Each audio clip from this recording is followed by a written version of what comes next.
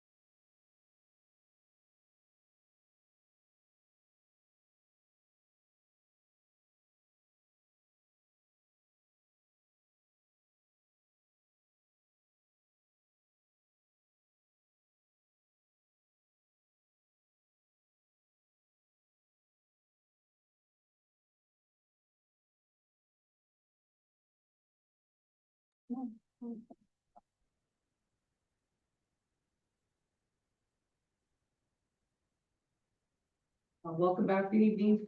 At this time, we have nothing to report.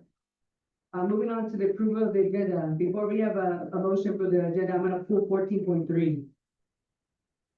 I move we approve the agenda. As amended. And just for clarification, 14.3 is awesome. Yes, 14.3 is off the agenda. Do I have a second? I'll second. I have a motion from Nave, a second from Sanchez, all in favor? Aye. Motion carries 5-0.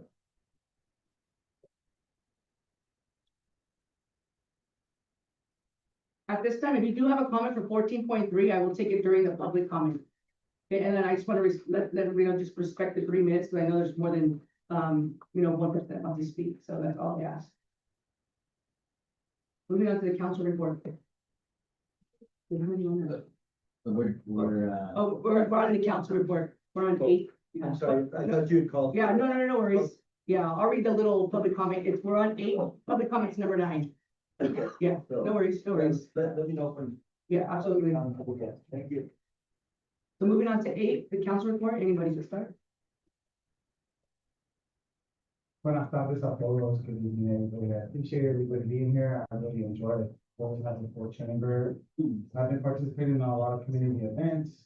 And a lot of the council members have been there as well. Seeing that one of our recreation leagues for soccer had their playoffs and finished up. I believe we have parents of a champion. Or 2 parents of a champion present. But it was a great season. We have a lot of great athletes in the community. I was also able to attend the scholarship night to present some scholarships on behalf of the Lindsay Skimmers Swim Club. We were able to give out $1,500 to scholarships for our learners, our student learners. And so I was very pleased to be able to represent the Skimmers and give them that. I look forward to when we have our nonprofit operational in the future, hopefully, so that the city, with the massive amounts of extra revenue we have, to hand out scholarships. I was also able to attend the high school graduation, which was fantastic. When I was watching it, I was inspired, so I wrote a little something. I saw a field full of dreams. It made me realize that it is up to us, the adults of Lindsay, that have graduated from Lindsay High School and Lindsay Unified, to build a better community, whether it is to attract adults to stay, or whether it is to attract individuals returning from universities. It's largely up to the adults, the elected officials, to make our community a blossoming community. The more single-family homes we have to offer, the better. The more affordable homes we have to offer, the better. The quality of life is completely dependent on having good water, having good parks, having good streets, good sidewalks, and good sidewalks. This can only happen if we continue to hold each other accountable.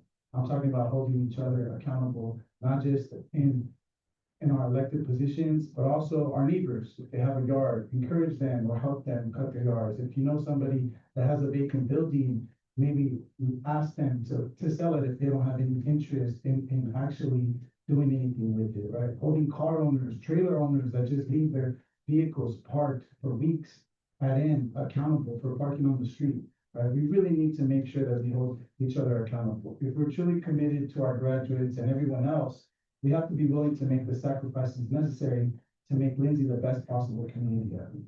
So I appreciate everybody.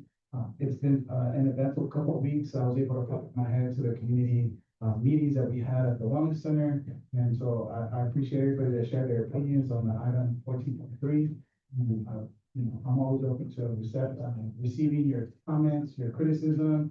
So I appreciate you being here, and I'm here to listen after as well. Thank you. Hi. Our evening.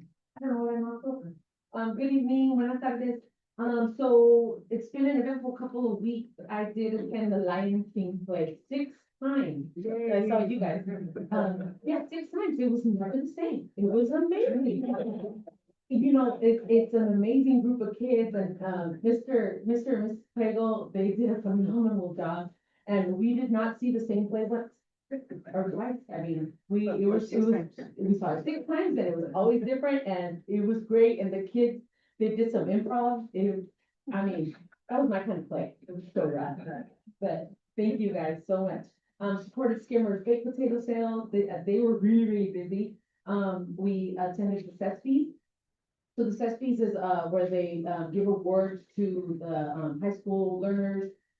They give them, the award to Cardinal of the Year. So there was a whole bunch of awards, and city council and, city, officials were able to, go and present some of the gifts. We attended the military banner ceremony. So we all were there. Salute to service run at the Wellness Center. That was a big turnout. It was really cool. But there were a lot of people from out of town. I was hoping to see way more people from Lindsay. So next year we gotta get 200 people from Lindsay to come. And then we attended the TCAG Local Motion Awards where the city, I think Kyler's gonna talk about an award that we received. So that was pretty cool. We also attended the Restore the Fire Truck, 25th anniversary here at the Lindsay Cultural Arts Center, at the museum, and they did a presentation about the fire trucks and Gary Melling and how we got the fire trucks here. It was really, really interesting. Also, I attended the Lindsay Coalition meeting, and the town hall, the, Thursday town hall. I wasn't able to attend yesterday because I had to attend the school board meeting. But I appreciate everybody being here and just know that we're listening, to you, and that council, together, we are trying everything we can to make our city a better place. And sometimes change is hard, but we're trying to do something. I just want to let you guys know that I'm very, very grateful for all of you. Thank you very much. Thank you. Rosanna? No? Well, I don't want to make it too long because I attended majority of things. I didn't get to attend the Lion King, which I wish I would have, because I didn't hear all the cool things about it. I attended a lot of graduations last week, and so I'm over graduation, but they are beautiful things. If you ever get to a chance, attend the adult ed one. It's amazing when people come back, you know, that are very discouraged, and don't think they can do it, and get, you know, their diploma at 35, 54, you know, or even get their GED or their high set in Spanish or English. It's amazing. So if you ever get a chance, go check it out. I'm an educator, by the way, so I really looked up stuff like that. So at that time, that's all I have. Oh, the boxing. Oh, no, no, but I think they're leaving. We do have a boxer that's gonna represent Lindsay, I believe in a week. That's going to Texas to fight, it's boxing, to represent Lindsay. They are asking for donations. I know that the council, we all got together and gave them something, personally, yeah. Not the city, it's not from the city, it's from our pockets. But if you would ever like to donate, like, go check out the Varela Boxing right here, down, right around the corner by Linda's, is it Linda's Flowers or is it? Angel Flowers. Oh, Angel Flowers. Then this is one way out there. But yeah, check them out. You know, they do really good. They take a lot of the, I know, my struggling learners and, you know, and get them off the streets, and all they do is in there love boxing, and just, you know, it gives them something to do, and also takes their anger out on the country mag and, you know, Not each other. and not each other. So, yeah, check them out. And if you can donate, I'm trying to get them to put it on like, social media so the community can, you know, donate more, just to get them out and get Lindsay on the map. So thank you. So moving on from that, we will move on to public comment. Let me read my little public comment.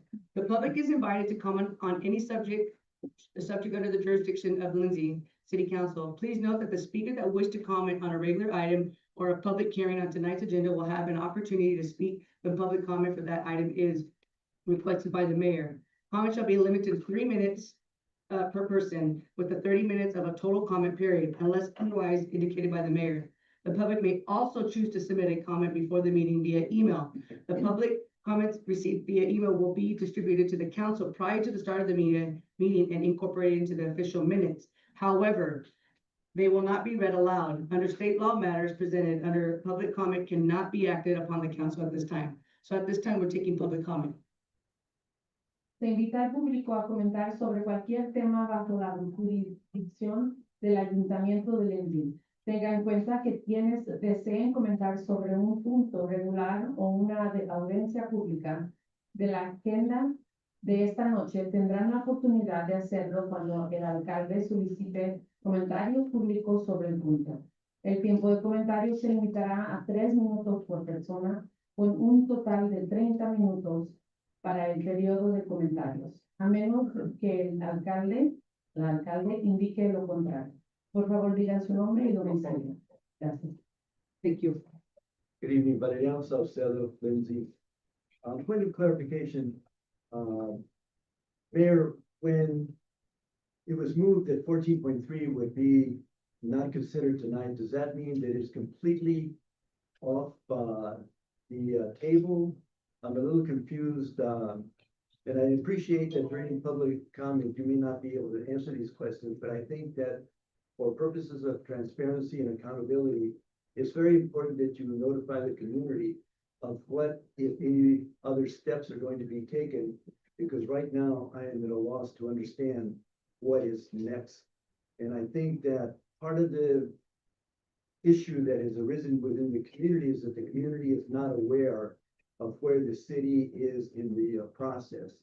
And so I don't know if you can address this in this context, but I think it's very important that you clarify that. Because if it's no longer on the table, then I don't have any further comments, but if it's on the table, then I do have comments, and so I'm caught in that quandary, and I'd like for you to clarify that, not only for myself, but others here as well. Mayor, if I can Yes, go take ahead. that.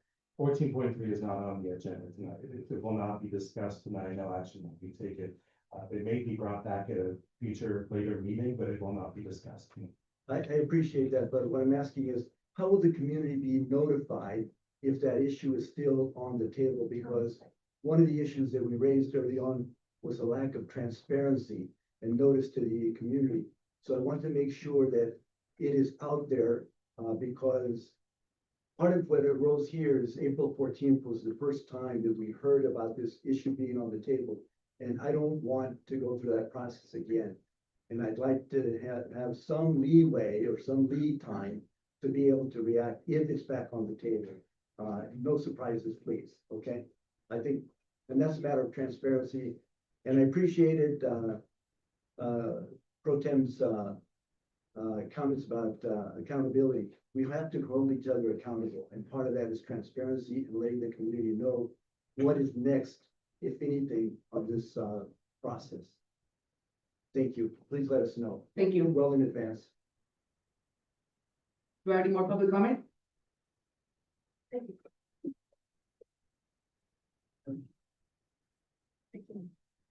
I have to leave now. Okay. Let's get on to regular city stuff. My name is Anita Gustafson, longtime Lindsay resident. Good evening, everybody. Good evening. The warrant register reflects an expenditure of approximately $48,000 for an automatic pool rewinder and nearly $65,000 for a hot box trailer. So were these purchases previously approved by council? And if not, why was council approved or not? Why? Regarding the pro PT lease, I'm just kind of curious why the utility payment remains fixed at $750 when we all know that cost for utilities always increase.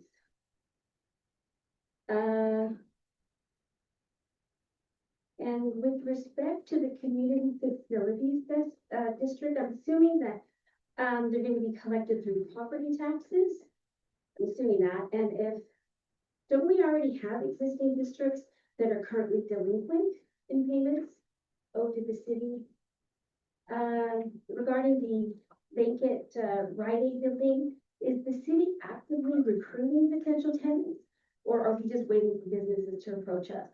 We can assume it's just really hard to find sometimes, but anyway,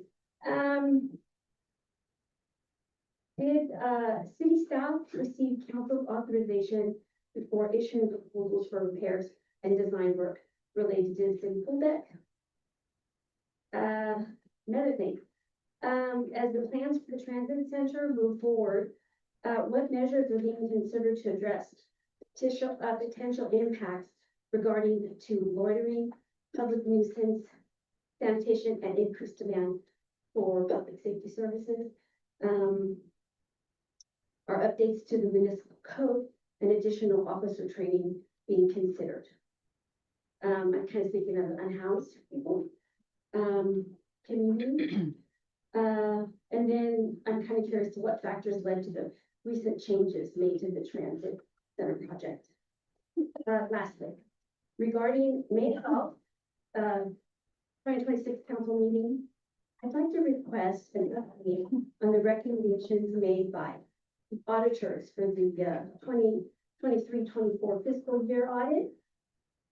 After reviewing several past audits, I've noticed that some findings and recommendations appear to be repeated. So if if staff could provide an update on the status of implementing those recommendations and the progress that has been made to address them, I appreciate it. Thank you. Thank you. Thank you.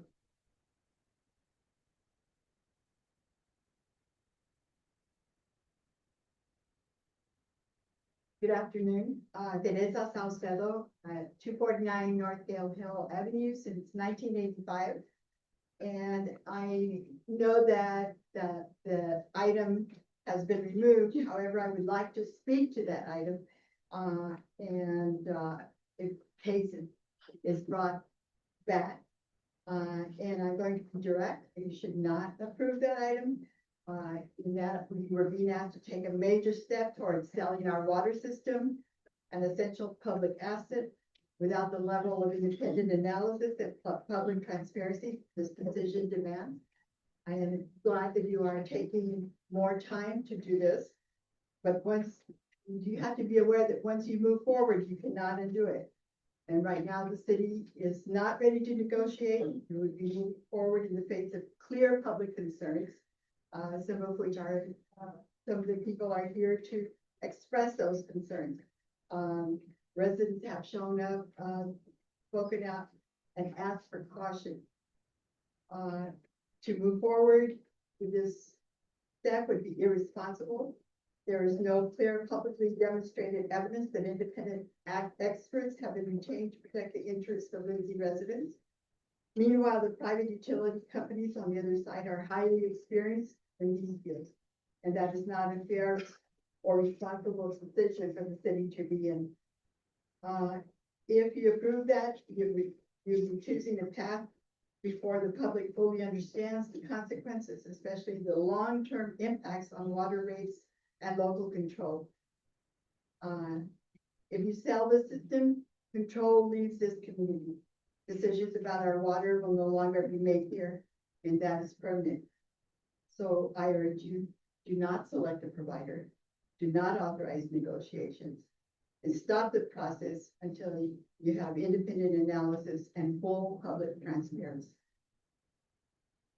Well, it's not just another agenda item. It's the decision that will affect Lindsay for generations.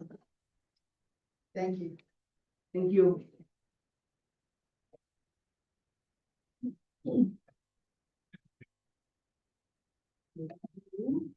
Good evening. Trudy Richmond, been here a long time, resident, and I'm really happy to find myself on the same side as the Cernas and the Monteros tonight. I just wanted to say that I'm totally against privatization of our water supply.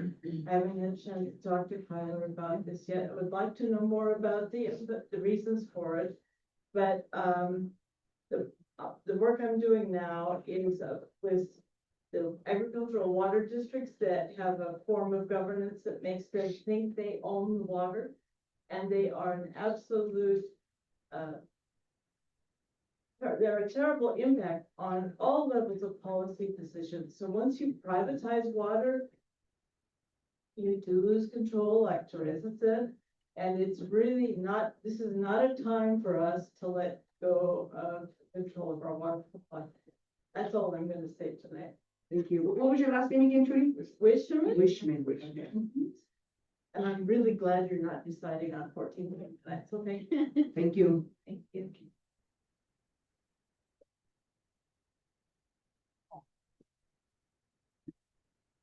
Good evening. Good My evening. name is James Cleveland. Thank you for the kind comments about Lion King. It was an adventure. I mean, it was wonderful adventure.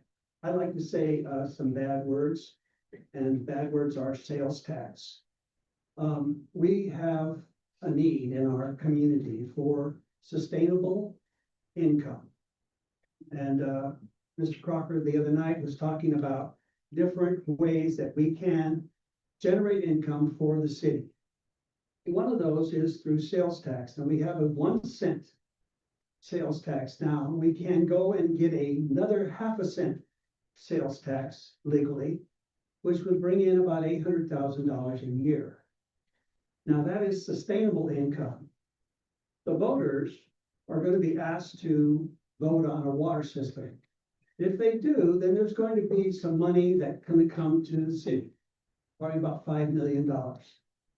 That's not going to be sustainable. That's a one-time payment.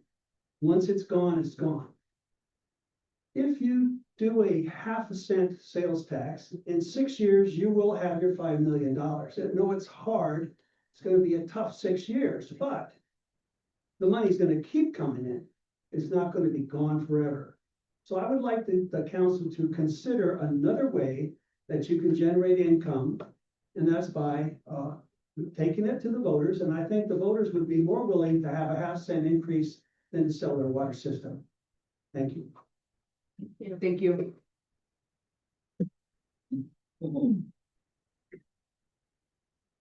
Good evening. My name is Jennifer Keaton, Lindsay resident. Some of this was written prior to 14.3 being pulled from the agenda, so I apologize if some of the verbiage doesn't match. I'm here tonight to voice my strong opposition to agenda item 14.3. I urge this council to reject the RFQ selection and stop the privatization of our public water and sewer system. First, I want to address the major legal and ethical issue, the lack of voice for non-resident ratepayers. A large portion of the people who pay for city water live just outside city limits. They pay into the system, yet they have absolutely no vote or say in this sale. Forcing a utility sale on people who are legally locked out of the local ballot box is highly questionable, and it opens the city up for serious legal vulnerabilities under California utility law. Second, our infrastructure issues are a direct result of past city councils and previous staff mismanaging water enterprise funds for years. Selling our public systems to a private corporation shouldn't be used as an easy exit strategy to clean up decades of internal fiscal mismanagement. The residents should not have to surrender local control and pay higher corporate bills forever just because past city leadership failed to protect our funds. Finally, the community has already rejected this. At the recent public forums, when residents were asked who wanted their water sold, not a single hand went up. When asked who wanted to keep local control, every single hand in the room went up. The information pushed on us is pro-privatization industry propaganda that ignores the long-term financial risk to Lindsay Unified or to Lindsay families. Once you sell our water, you can never get it back. A for-profit corporation answers to shareholders, not to the citizens of Lindsay. Please listen to the people, protect our non-resident neighbors, and vote no on item 14.3 tonight. Even though you're not voting on it. Thank you. Thank you.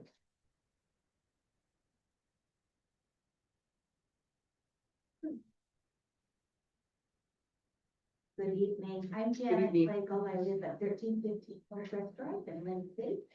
And I too wanted to speak about 14.3, the privatization of Lindsay Water, even though I know you're not going to vote on it. The National Association of Regional Councils did a nationwide review of water systems across the United States and looked at those communities that went from a public water system and they sold it to a private company. And what they found in small and mid-sized communities across the United States was that in every case, they were sorry they had done it a few years later because the rates of the citizens of their community went up much quicker and higher than their neighboring communities who had not privatized the water. I would encourage you to look at those kinds of research papers because they're very informative. I think the city is moving in the right direction when they talk about getting smart meters. I think those are important things to do to streamline some of the efficiencies that probably are needed in the system. Also looking at the grants for the water system are really a very smart way to go. And I would encourage you to continue to do this. By the way, all of those cities that went from public water systems to private water systems did it because they wanted that cash infusion in the general fund. And it worked for a while, but it ultimately was a problem. Thank you. Thank you. Thank you.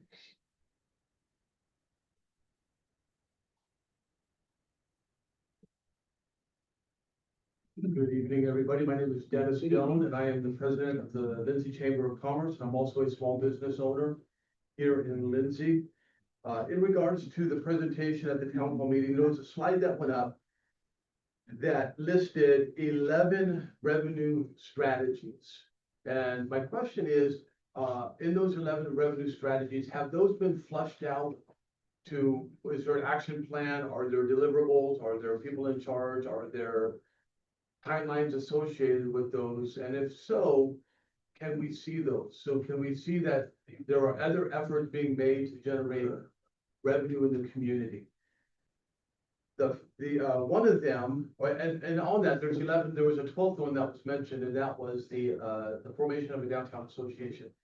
The formation of the downtown association and the 9th one on the list, the Economic Development Committee, the Lindsay Chamber of Commerce has on multiple occasions offered to help.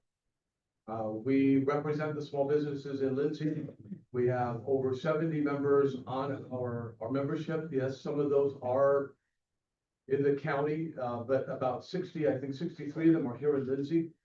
There are many, they're very smart and they know what they're doing when it comes to economic development. They've made themselves available as volunteers and they would be happy to help. The idea of the downtown association was something I had pitched, and thus far, we have been shot down on every level, on getting involved, on helping, on being able to do anything. So I'll stand here again and say that Lindsay Chamber of Commerce is willing to help with the economic development and a downtown association to help spur our businesses up. Now, from a business owner, we've also stood here, my wife and I, and said, we have investors that would love to come to Lindsay. We've made requests to buy some of these facilities that are sitting empty still, only to never be getting communicated back to. We have been told one thing and something else has happened. And we lost 3 investors that would have purchased at least 2 of the sites that are for sale because of the lack of communication. So again, as a small business owner, I'll stand here and say, would the council please consider the mentality of Lindsay first when anything comes up? Will you think about the businesses in Lindsay? If the city needs a notary, think about a notary in Lindsay. If you need a real estate agent, think about a real estate agent. The list goes on and on.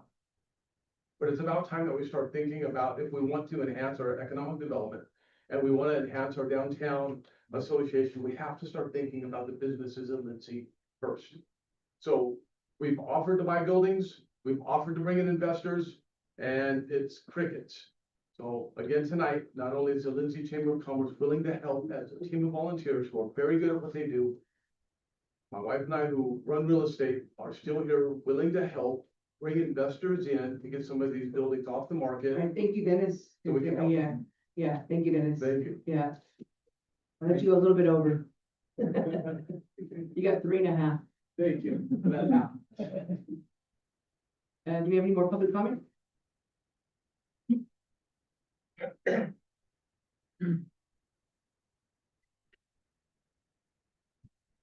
Good evening, I'm Dr. Henry Hill. Good evening. 75 and they're up. First of all, I wanted to thank you for taking item 14.3 off the agenda, a wise move. But I would like to encourage you, and I'll try to do this with as calm a voice as I can, so we're not offending anybody. I'd like to encourage you to be more thoughtful in the way you communicate with the community. There have been, a lot of distress, that things are being done haphazardly, last moment, and then claiming we don't have any other means. Representing the Spanish-speaking community of Lindsay, we did not hear about the meeting on Monday until the Thursday of the first town hall. So it was not anywhere placed. We looked on the website and it was not placed on the website. We looked on Facebook early in the afternoon. It was not. I learned later through this gentleman that it was placed on Facebook during the course, well, maybe not during the course, but it was available during the course of the meeting on Thursday. You have everybody's address. You send a water bill to everyone, Spanish and English. You have reports that you send out to everyone. It seems to me that's a reasonable way to let people know well in advance that you have an idea that needs to be discussed. Trying to move this as rapidly as this appears to be moving, not only lacks transparency, but it lacks thoughtfulness. It lacks something I talk to you all the time, inclusivity. And I just want to encourage you to be more thoughtful about how you do this. And the need for addressing the Spanish-speaking population, we as a community and you as leaders of that community need to figure out a way to be able to communicate more effectively. Aspirational goals like I want to, or we're gonna, or we can't, are not acceptable, really. 88% of the residents in Lindsay have Spanish as a primary language at home. And so we need to honor that. We need to be able to speak to that and not just assume they're going to be here. An example I would give you is on this agenda, it says if you need an interpreter, please register. There is nowhere to register for tonight, as an example. So we need to be more mindful of who we serve and who pays the taxes and who we actually work for. I'm glad, in closing, I'm glad that you have rethought this whole issue of privatization. But I want you, and I address this specifically to the council, to remember where you're from, remember who you are, and remember that even though you are successful here, it is not because of the sweat of your brow. It is because of the sweat of many people before you that gave up their time and energy for us to have an audience with the council that represents the local community. Thank you very much. Thank you. Do we have any more public comment? Am I allowed to make a second comment? No. It's not about the same issue.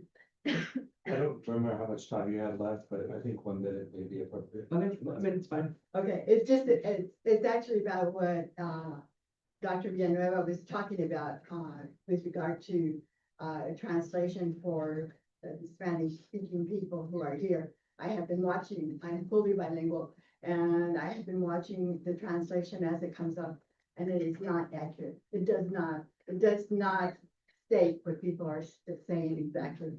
And I think that some of the main comments are being missed by the people, even with that system, whatever that system is. Okay, thank you.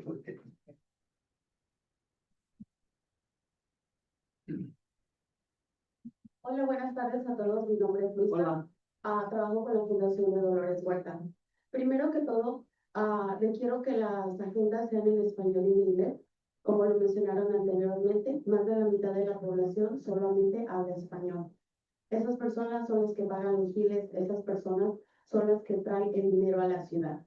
Y es muy injusto que ni siquiera puedan entender una junta del concilio apropiadamente. Primero que todo es eso. Me da algo de esperanza que hayan removido básicamente este artículo de esta agenda. Primero que todo porque las consecuencias de vender el agua serían muy graves para la ciudad. Tarifas más altas, pérdida de control local, falta de transparencia, sobre todo con nuestra población. Más vulnerabilidad durante las sequías. Privatizar el agua presenta graves riesgos en un lucro corporativo sobre un derecho humano. Estamos hablando de dinero sobre humanos. El acceso al agua potable es un derecho humano. Es un derecho. Y privatizarla nos quita ese derecho.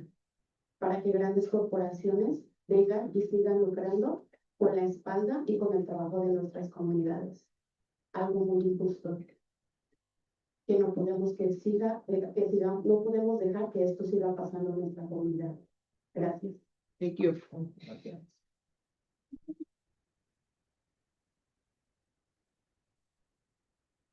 Habíamos ready.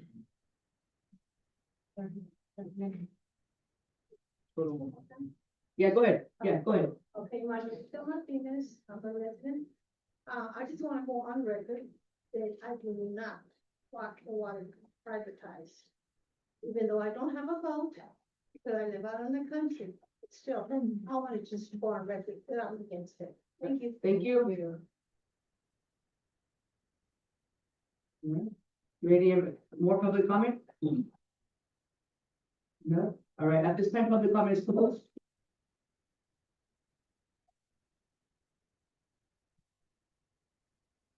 Moving on to the city manager report, take it away, Tyler. Thank you, Madam Mayor. Been a lot going on, since our last council meeting. I'll, go through these, briefly. May, there was a League of Cities event in Dinuba. As was stated, we've had, two, town halls, one, last night, as well as another town hall, last Thursday. It was conducted. We've been working quite a bit on that item, throughout the past month. We've also been working a bit on budget, since, we presented, our workshop back in April. So that continues to be ongoing. Working to present that. Bryant had its annual meeting as well as a board meeting. We've had, multiple EDC meetings, Tulare County EDC meetings, as well as some discussion about opportunity zones. In the first Trump administration, there was a tax bill that was passed during that time. There was creation of a opportunity zone for outside investors, or actually any investors, to be able to invest in underserved communities throughout the United States. Lindsay had three zip codes, or three census tract areas. We only have one zip code. But three census tracts that were designated at that point in time that individuals could invest. And for a short period of time, for 5 years or longer, they wouldn't necessarily have to get pay any capital gains taxes. If they sold their particular property, their business, whatever they were investing in that particular. So that's continued. There's been a little bit of a revamp of the opportunity zones. And so there's discussion at the county as far as, they've also split up census tracts. Since that happened, we've had a new census, so the census tracts aren't exactly the same. So we're discussing how to have a unified voice and, make sure that Lindsay's still a part of it, but identifying areas that are most, prone for investment. So areas that we think might actually attract dollars. And we're working through that process to show a unified voice, not just us, but the other 7 counties and the county itself, to present, this is our package. That it worked very well. Years ago, when this was first instituted, and the state government, the governor's office on business incentives, accepted it without any type of feedback, and so we're hoping for something similar. Their deadline is upcoming over the next few months. We had a positive meeting with on the 29th of last month with the United States Department of Agricultural Secretary Brooke Rollins. She came to the Valley. I was able to meet with her. Congressman Valdale hosted her for a small gathering. So Lindsay was the only represented city part of that discussion. We also had a discussion with the executive director of the California Rural Development, and possibly getting him to visit and host him this summer, talking about potential opportunities. We've had a strong working relationship with USDA Rural Development in the past, and so looking at new opportunities to bring additional dollars into town. As Councilmember Nave mentioned, there was TCAG Local Motion Awards. And what the council member forgot to mention was, not only did the city of Lindsay receive this beautiful award for the beautification of the Olive Bowl, Outstanding Transportation Project, and you might think, well, I was a park and transportation project, but, because we received funds from Caltrans's beautification, Clean California grant. We also received Measure R funds, through TCAG, that we pooled, multiple sources of funding, and so that's why there's, it's a little bit of an unusual project that probably most cities wouldn't receive, an award for that, but, we did receive that. But also, Councilmember Nave and, Chief Nave received an award for their outside activities for providing, car seats throughout the valley and throughout the county, and their safety experts to make sure that young people are safe all throughout. So I want to recognize them for their. I didn't see an award. Well, I didn't either, but Dario. It's under nightstand. So I appreciate that. So that was overall, it was a very good showing. I also attended the CESP Awards, which was a fantastic event. We continue to work, I won't give a whole lot of details, but next, council meeting, we'll have more details in our city services update, and our department updates on the progress of well 11 on our streets project. We should also have some items, at that upcoming meeting. So there's ongoing discussion. There's lots of meetings throughout, every week. It seems like we're meeting and discussing those things, as well as, engaging with Caltrans on the new roundabout on 65. So, we've been heavily involved and engaged in that process as well, and continue to do that. Lastly, there is, scheduled a League of Cities dinner on Thursday night. So, if any council members interested in attending, please let me know, and, I will, register you and RSVP for you. In 2 nights from now. They also put out, Where's I'll have to get the information. I don't have that. There's the annual conference also, registration opened earlier, late last week. And so, I'll follow up with each of you to see if you're interested or desire. I know some of you have already, shared that with me. And so just making sure that we have, everyone who's interested registered, as well as, appropriate. That concludes my report. Thank you. This time we're moving on to the consent calendar. Routine items approved in one motion unless the item is pulled for discussion. There will be no separate discussion of these matters unless the request is made, in which event the item will be removed from the consent calendar to be discussed and voted upon by a separate motion. Do I have a motion to approve the consent calendar? Item 11.6. 11.6. Okay. Anybody else?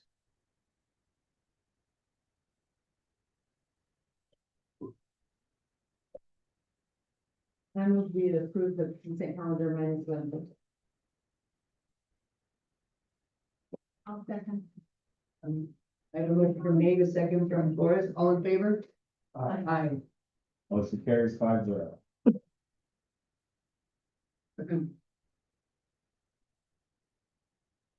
So I just had a question, the point was brought up, the utility fee, but beyond that, so what, do we open this up, or is it just a renewal that they opt into? I'm just curious, and also, the next time that we renew, do we plan on, increasing the utility rate, or is it something that, because they've been great tenants and been there for a long time, providing great service, is it something that, we're taking care of people that are taking care of us type situation? I'm just curious. So I'll take that one. So the challenge with the utility rates is we don't have a sub meter at the wellness center. So there's only one meter for the entire center. So it's really a guesstimate as far as what their utility rate is, and we're really splitting hairs. So it's not like the utility rate, the dollars that come out of that subsection of the lease goes into a separate pot of funds. It all gets lumped into the general fund. So whether there's a utility rate portion of it or not, or if it's all just part of the lease and it's lumped into it, from an accounting standpoint, it really doesn't matter. So that was the challenge. We did discuss that with them. We did try to do that, but justifying why there would be an increase outside of just having the usual increases in electric costs in general, we couldn't pinpoint exactly how much they were actually using for that piece. And so that was really if we had more information, if there was a sub-meter, we could show exactly what they were using, that'd be a different story, but we don't have that. No, I understand, so it was 750 per year or per month? Per month. So that's what my question. And I understand that they don't, they're not like a water business or anything like that, it's just their usage for restrooms. I mean, I don't think they have a kitchen, right? So, I believe there's a kitchenette they have a use of, and then they also use the therapy pool as well, so outside. So there's, there is, that's what we talk about, the usage to keep the therapy pool warm. 12 months out of the year, there is some natural gas, costs associated with that. However, if they weren't there, would we be heating that anyway? And the answer is probably yes. So, that's, how much is really truly theirs. We've negotiated the lease price. We talked with them, we had multiple meetings with them. Initially, they wanted a 15-year lease. This is a 5-year lease. This is what we think is appropriate. If you don't want to renew, then we will have vacant space. and I'm in favor of renewing, I just wanna make sure that, everybody should pay their fair share. They're a business, again, like I said, they take care of us.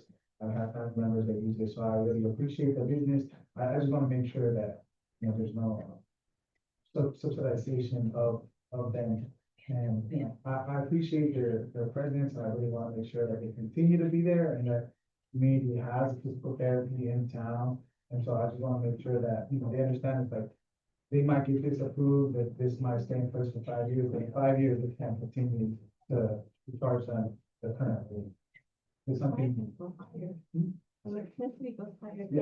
Exactly, no, exactly, so, we're getting a lot of increases as it is from some of our people that provide the natural gas and electricity, but just something to relate to them, it's like, we wanna make sure that they have, affordable space, but also we wanna make sure that they're getting the proper accommodations or proper reimbursements, I guess you could say, since we are starting now, just in the future, just, we wanna make sure that we're all just together. Cool, thank you. Does that clarify? Does anybody have any more questions? No. Got a motion for 11.6? I motion to approve 11.6. One second. I have a motion from Soria, a second from Nate. All in favor? Aye. Motion carries 5-0.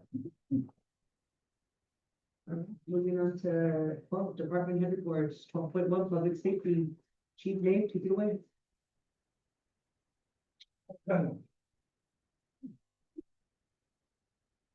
Walk slow.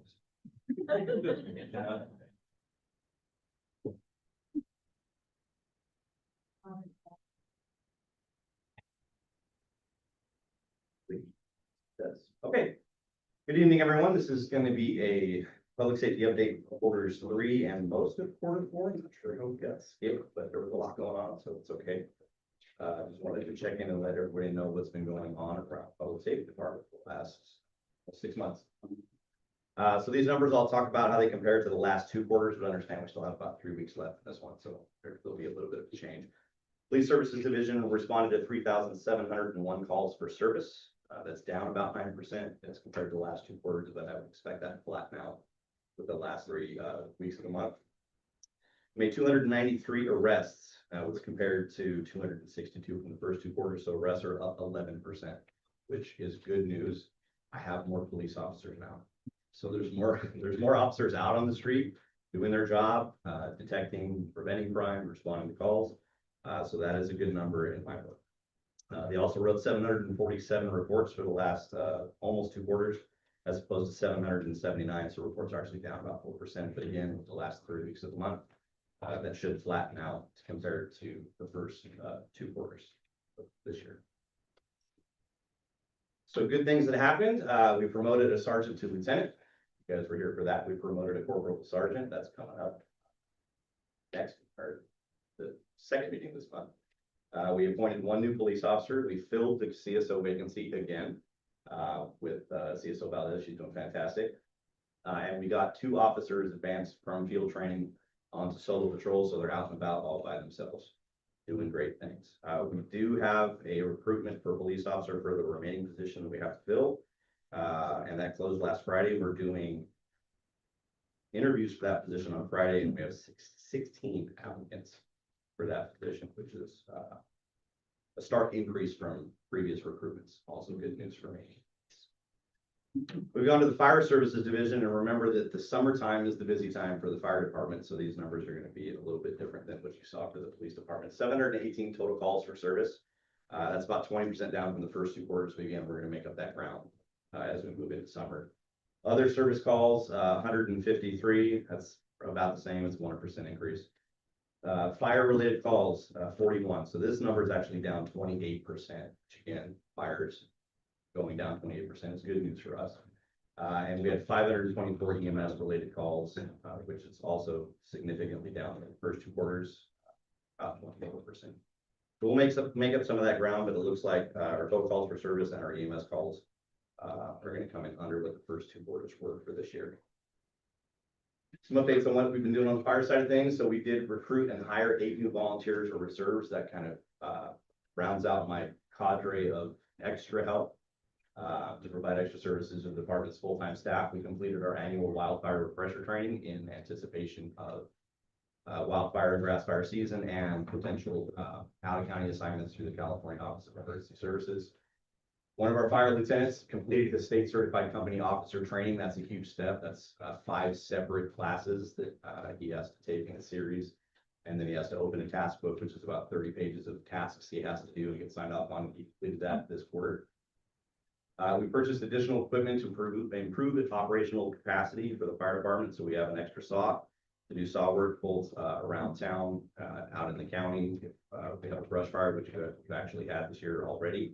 And for out-of-county assignments as well. We also outfitted all 3 of our career firefighters with ballistic vests, readily identify them as fire personnel, to be better prepared in terms of significant critical incidents, to provide medical services a little bit sooner under police escort, which is sort of becoming the industry standard, not waiting for an incident to be completely stabilized before we're actually starting to transition to rescue and provide medical care to victims that may need it. So. Operational improvements. So we are working still through the master training plan. We're about halfway through this calendar year. We're about halfway through our master training plan. So this month, everybody is recertifying in CPR and first aid.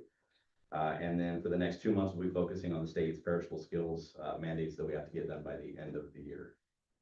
After that, we'll transition to the specialty assignments that benefit the department that people have expressed an interest in doing, is keep them interested and motivated to work here and not go somewhere else, so that we bring that benefit back to the city. I will be filling my detective position this upcoming fiscal year as planned, and I'm very, very excited about that. We are increasing our cooperation with our allied agencies. So 4 small agencies, Lindsay, Farmersville, Exeter, and Woodlake, all have essentially a regional team for investigative tasks. And because of staffing issues here and elsewhere, everybody was experiencing the ability to provide assistance elsewhere and receive that had gone by the wayside a bit. So we're revamping that.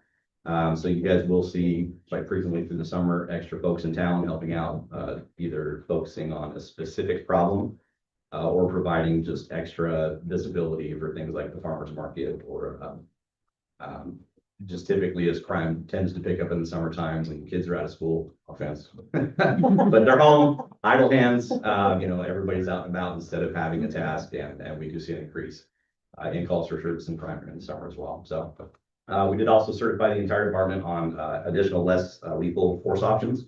So the pepper ball gun and 40 millimeter, which we don't have, that it was part of the same class. Just giving officers extra tools to be able to deal with situations, create time and distance, which always results in a better outcome for everybody involved. More tools in the toolbox is going to be helpful for everyone. Our continued goals as we continue to work through the year, we're going to complete department upgrades as scheduled. The administrative bathroom has been remodeled and is back in service with 2 additional showers. So now that my fire guys can shower on the other side of the building, the plumbers are coming back and they'll begin remodeling the bathroom in the fire quarters. So we're going to expand the existing shower, which is large enough for 1 person, but a little extra elbow room never hurt anybody. And then once that's completed, we're gonna be moving into the fire department, fire quarter upgrade, so a little bit of comfort amenities, and some improvements there. Continue to recruit for reserve and volunteers. If we lose people, remember, these are volunteer positions. These folks are looking for full-time jobs, and we're gonna get them. We're happy for them, but we're sad to see them go. And, so that's gonna be sort of a continuous process. Continuing to address the quality of life issues. I'm glad the Mayor Pro Tem brought this up. You know, the abandoned cars, trailers on the street, overgrown yards, weed abatement. This is, the fire season's already picking up on us. So that's some of the things that our CSO and our quality of life teams are going to continue to focus on improving. But it's an ongoing process for sure. And then continuing to do equipment upgrades as allowable and feasible. So we want to be fiscally responsible. And then completing our master training calendar for the year as well. Okay. Yes, Can I ask a question? absolutely. On some of these yards that are overgrown, is there any way to know if it's somebody that's elderly or disabled to where the community can help them clean up? I would say yes. We have access to ownership data for every parcel in the city through a program that we have a subscription to. But I would say this, I mean, it goes back to being a good neighbor. You know, your neighbor's elderly and they need a hand. I know I've got people that would probably be willing to help them. Yeah. I have But if we seen, could target that Yeah. and see if we could help them, because I imagine that they don't want their stuff to look awful. So, you know, I'm I just agree. thinking they're just elderly or disabled, but they can't do it.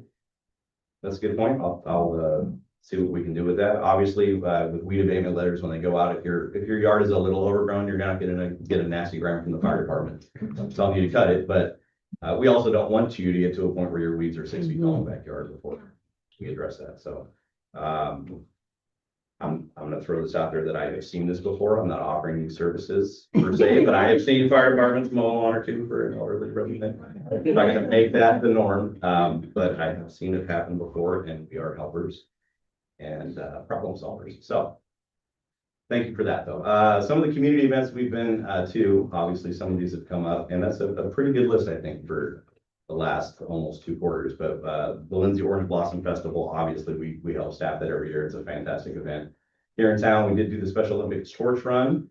1.4 miles is a lot harder than I remember it being last year, but we went through it. We also did go to the CESB Awards. The high school was the first time I'd actually been there as a presenter. Actually, it's the first time I've been to that event. I'm sorry to say, but you know, we had a great time. The kids are awesome.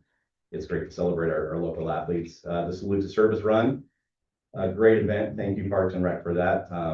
Full disclosure, I did 1 lap around the park, and we stopped at Willie's Market for snacks because I brought my So you might want to tool with the route a little next year. Just gonna throw that out there.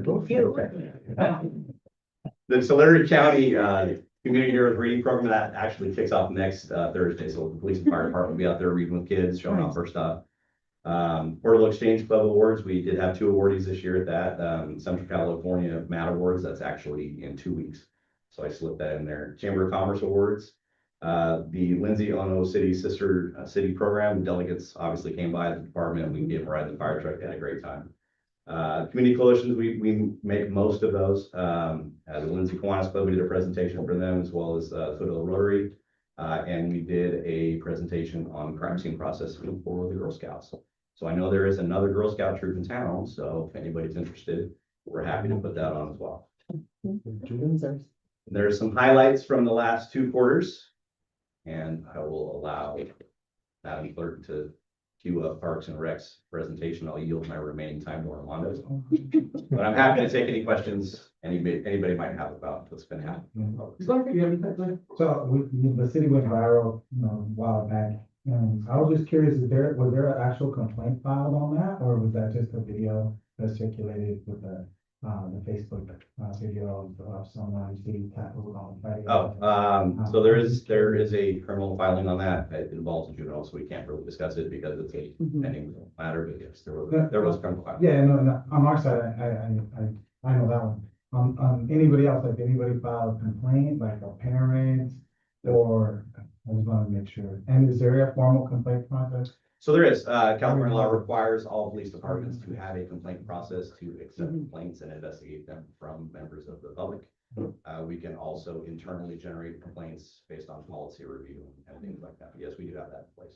Thank you. There's some folks that are under the impression that there isn't a process, that there isn't a way, to bring accountability if there's a valid, reason to. So I just want to make that clear that there is, a process. I was also curious, you're going through your master's skill planning. Is there any like soft skills that you implement any of that? Like, I know, there's different situations, but, I understand, but is there any other soft skills, besides, less lethal and things like that? I was just curious about that. Yes, so part of the perishable skills mandate, which is a 2-year cycle through the California Peace Officer, Commission on Peace Officer Standards and Training, requires strategic communication as part of that. That's an ongoing soft skill, as you put it. There is also a 2 different formats. There is an 8-hour and a 40-hour requirement for crisis intervention training, which many of the officers in the department have actually been through the longer course that's not required. All of our field training officers are also required to go through a portion of crisis intervention training and dealing with people with mental health issues. So there are those components built in both through legislative mandates and then just alternatives, de-escalation tactics and things that are available to the law enforcement community locally through COS, the local police academy, and through private prisoners as well. Because if they're not, I know they are, and thank you. I appreciate you putting them in your master training schedule, but I want to make sure that we emphasize they were providing not just all the tools like the vest that you said for your firefighters and all the other, very tangible tools that are necessary for law enforcement and, fire, but I also want to make sure that they have, those perishable skills, those soft skills where they can respond, right? They know how to engage and how to make sure that they're keeping themselves safe, because ultimately we want them to make it home. And so I appreciate that. And if there is something in the future that, maybe it doesn't fit your budget, please present it to us. We want to make sure that we're proactive and making sure that we have all the resources necessary for our public safety department. And then the last question was, I'd like, on Fridays, you mentioned that we get other neighboring communities come in for visibility and things of that nature. Do we have extra staffing just because it's the Friday night market? When it doesn't, like when is it in season, do we scale back? I know it's a weekend and I've done a ride along, so I understand how challenging it can be. But I was just curious if that, like, if we our scheduling, your scheduling, is built around the days that we have the farmer's market, the VL Friday night market. So we don't necessarily have extra staffing all the time just for Friday night, but the weekend night shift actually has an extra body assigned to it. What we've done recently to address an issue with our staffing is we've actually moved 2 officers to a mid-watch. So they come in at 1 in the afternoon, they stay till 1 in the morning. And that's during the week and on the weekend. So it provides that 1 extra body, technically it's a half a body, split across 2 shifts to have just an extra person there during peak hours. I will say, not going to wood, 3 o'clock in the morning, it's usually pretty busy or usually pretty slow. So we don't need them all the way through, but if it is, they're there and they can hold over for extra hours if they have to. If we're experiencing a particular increase, and I'm not going to single out the market or anything like that, but if it's problem specific, we will add extra personnel to deal with that specifically. In terms of having extra folks come in, that's sort of, again, if we have a specific problem to address, we'll invite our partners to come in and help, just provide some high visibility targeted suppression activities. And this has gone on for the last few years. And we typically will advise council beforehand through our weekly update through the city manager. If we're going to have extra people come in, just so you're aware of it, because inevitably there's a marked Wood Lake police car in town. Someone's going to ask about that. And we'd like you guys to have that information as well. And so that's usually about maybe twice a month, depending on how people's staffing is going. You might see that. And we'll provide personnel to that same team. They'll be in each city for a couple of hours to just make their presence known. And then, sorry, one last question. I'm sorry. Armando's just eager. I know, I'm sorry. I'm curious. I'm genuinely curious. So you mentioned that there's 11% increase of arrests. Yep. So I was just curious, like year over year, or even if you don't have this, is that something that you expect to tail off? Like once we have like a new set of data, will that be kind of average? Do you expect maybe as we continue to have a detective and have a new, another body, right? Are we going to continue maybe to see a slight increase or a tail off? I was just curious what you think in the future. I would love to tell you that we're gonna solve all the crime. Mhm. But I would expect, because I have extra people, that number has gone up because I have more people Yeah, actually we're out to do seeing- that work. And so my expectation probably would be, Mark, crime ebbs and flows. We see it in cycles. I would see, based on the amount of staffing I have, I would suspect that those numbers would stay stable over time based on my staffing levels. So again, more people to do the work equates to more work being done. Mhm. And so that's why when I see an increase like that, I don't necessarily see that as, oh, crime's gone up, and that's why there's 11% more arrests, is I have more people to do this work. Right. And a good portion of our arrests are actually self-initiated activities. So this is not someone that called the police and said, X, Y, Z is occurring, and we went and investigated that, made an arrest. It's my officers out doing proactive things, pulling people over, and I know you guys see it because it's in the packet. Mhm. We have a lot of DUIs, we have a lot of pedestrian contacts that have turned into arrests. So that's things where officers did not drive by a problem and ignore it. They are actually out doing this work and engaging with the public and detecting crimes that, unfortunately, with lower staffing levels, might have gone undetected. Do you guys track data like as in out of towners? Are they, I see that some of them are from out of town versus like actual Lindsay people doing crimes. DUI, yeah. It would be data we can parse out of the records management system. So everybody that is arrested, their demographic data is put in there. So if they have a residence address in Poplar, early. Yeah, you're Thank right. you. They all come to Lindsay. I know, especially. Well, we invite about 5,000 folks to come enjoy all the downtown Lindsay has to offer. Those are buying stuff. And not everybody is there to, do great things. All right, thank you, chief. Any Thank more you. questions? Appreciate you. Thank you. Thank you. Appreciate you. Moving How on. much time I can With give you, Armando? Armando, it is your time to I shine. think we're too.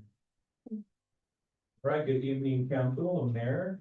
I do have updates from the Park Rec Department. So what have we been up to since our last update?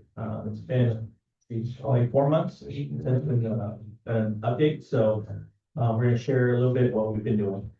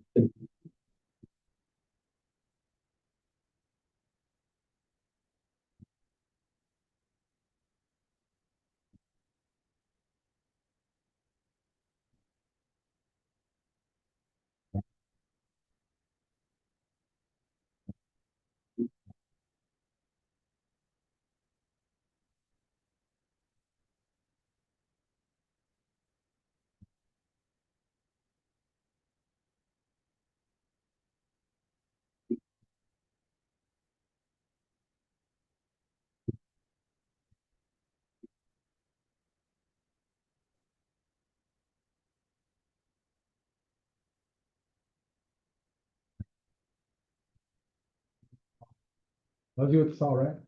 Yeah. With the hedge. I was standing right next to him. I was.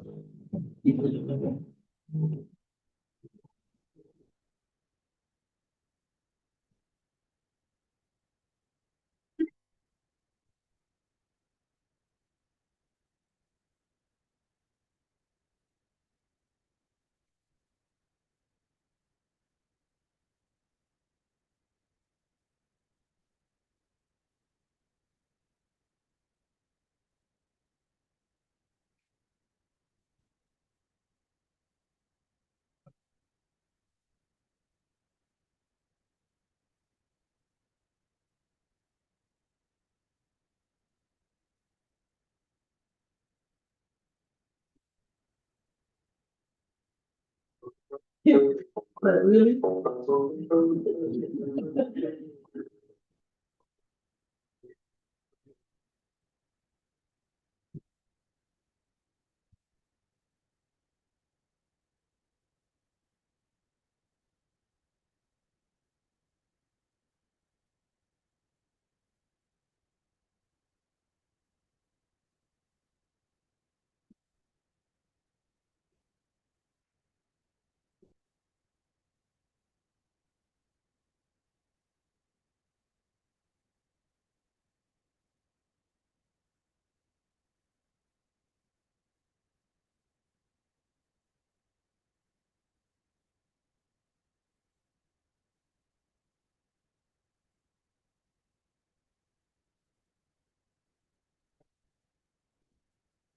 Nice. Yeah. That's just a fraction of what we've been up to, the past 4 months. We have currently going on, we have registration for Lindsay Youth Volleyball currently taking place. This is the last week until it closes.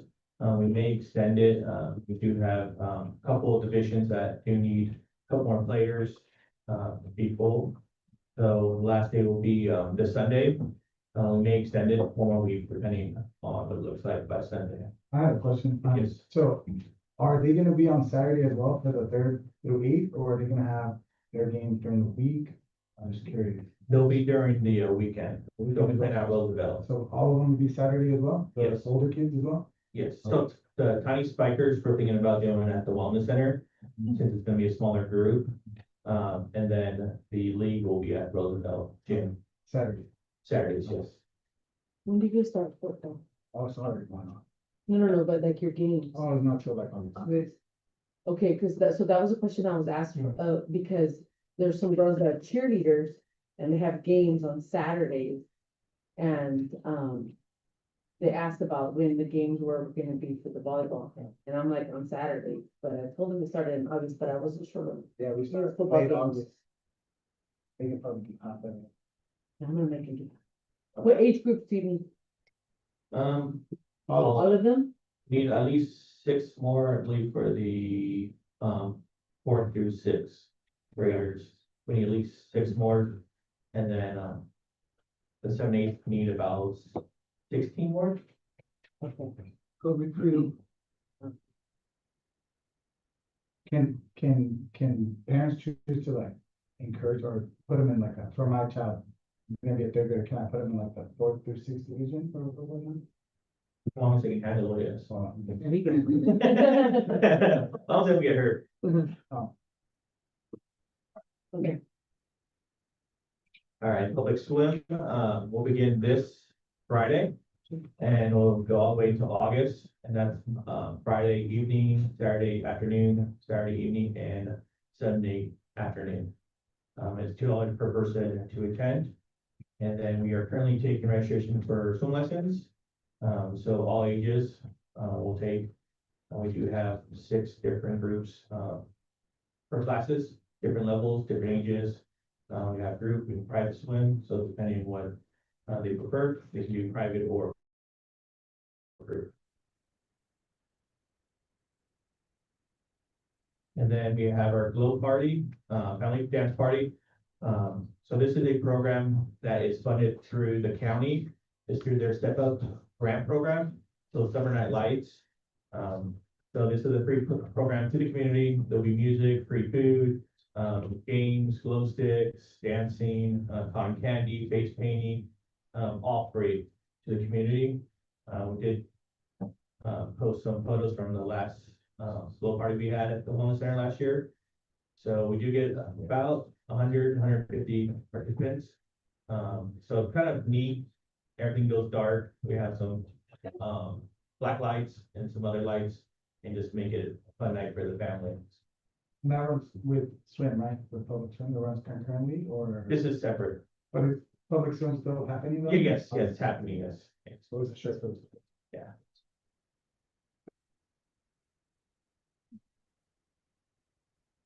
And then we have our summer movies in the park. Our movies at the pool also, these are both funded through the same grants from the county. we received $4,000 from the county to provide 4 different activities, free of charge. That includes food, giveaways, anything activities. It's all free to the community. So this year, we're gonna be hosting a movie at the Olive on July 10th. And then we'll be hosting a dive theater at the pool, July 31st. And it'll be free, giveaways, free food, that's what we right now.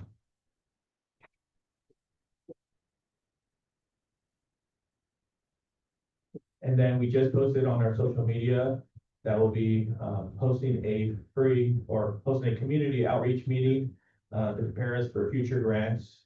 Most of the grants, they get points for having outreach meetings, receiving input from the community, data that what community wants, not what we want, but what the community wants. So we'll be hosting 3 meetings, June 17th, next Wednesday, June 24th at Palm Terrace, and then July 1st at City Hall, in this room. We're estimating about an hour long. That way people can vote on what they would like to see in the future of Lindsay and our parks. We're gonna probably focus more on parks and recreation at these meetings. We will be posting a online survey also. That way people can't make it to the community outreach meeting. They'll have an option to go online and take part in the survey. These photos are kind of sneak peek what we'll be voting on with stickers. So if people want a community garden, or if they want more courts for pickleball or tennis, or if they want a up track, splash pad, so different items that we currently don't have. We'll be discussing that night. Gustavo and I are gonna be hosting that. We're gonna try to let the community speak more than us. We do like to talk, so yeah, so we're gonna be hosting those meetings. And then request for proposal. So currently we do have the pool deck renovation project out to bid. We do have it listed, you'll see on our CIP for next financial year on budget. We just wanted to make sure we're gonna be within what we thought in the budget. That what we know. So it went out June 4th.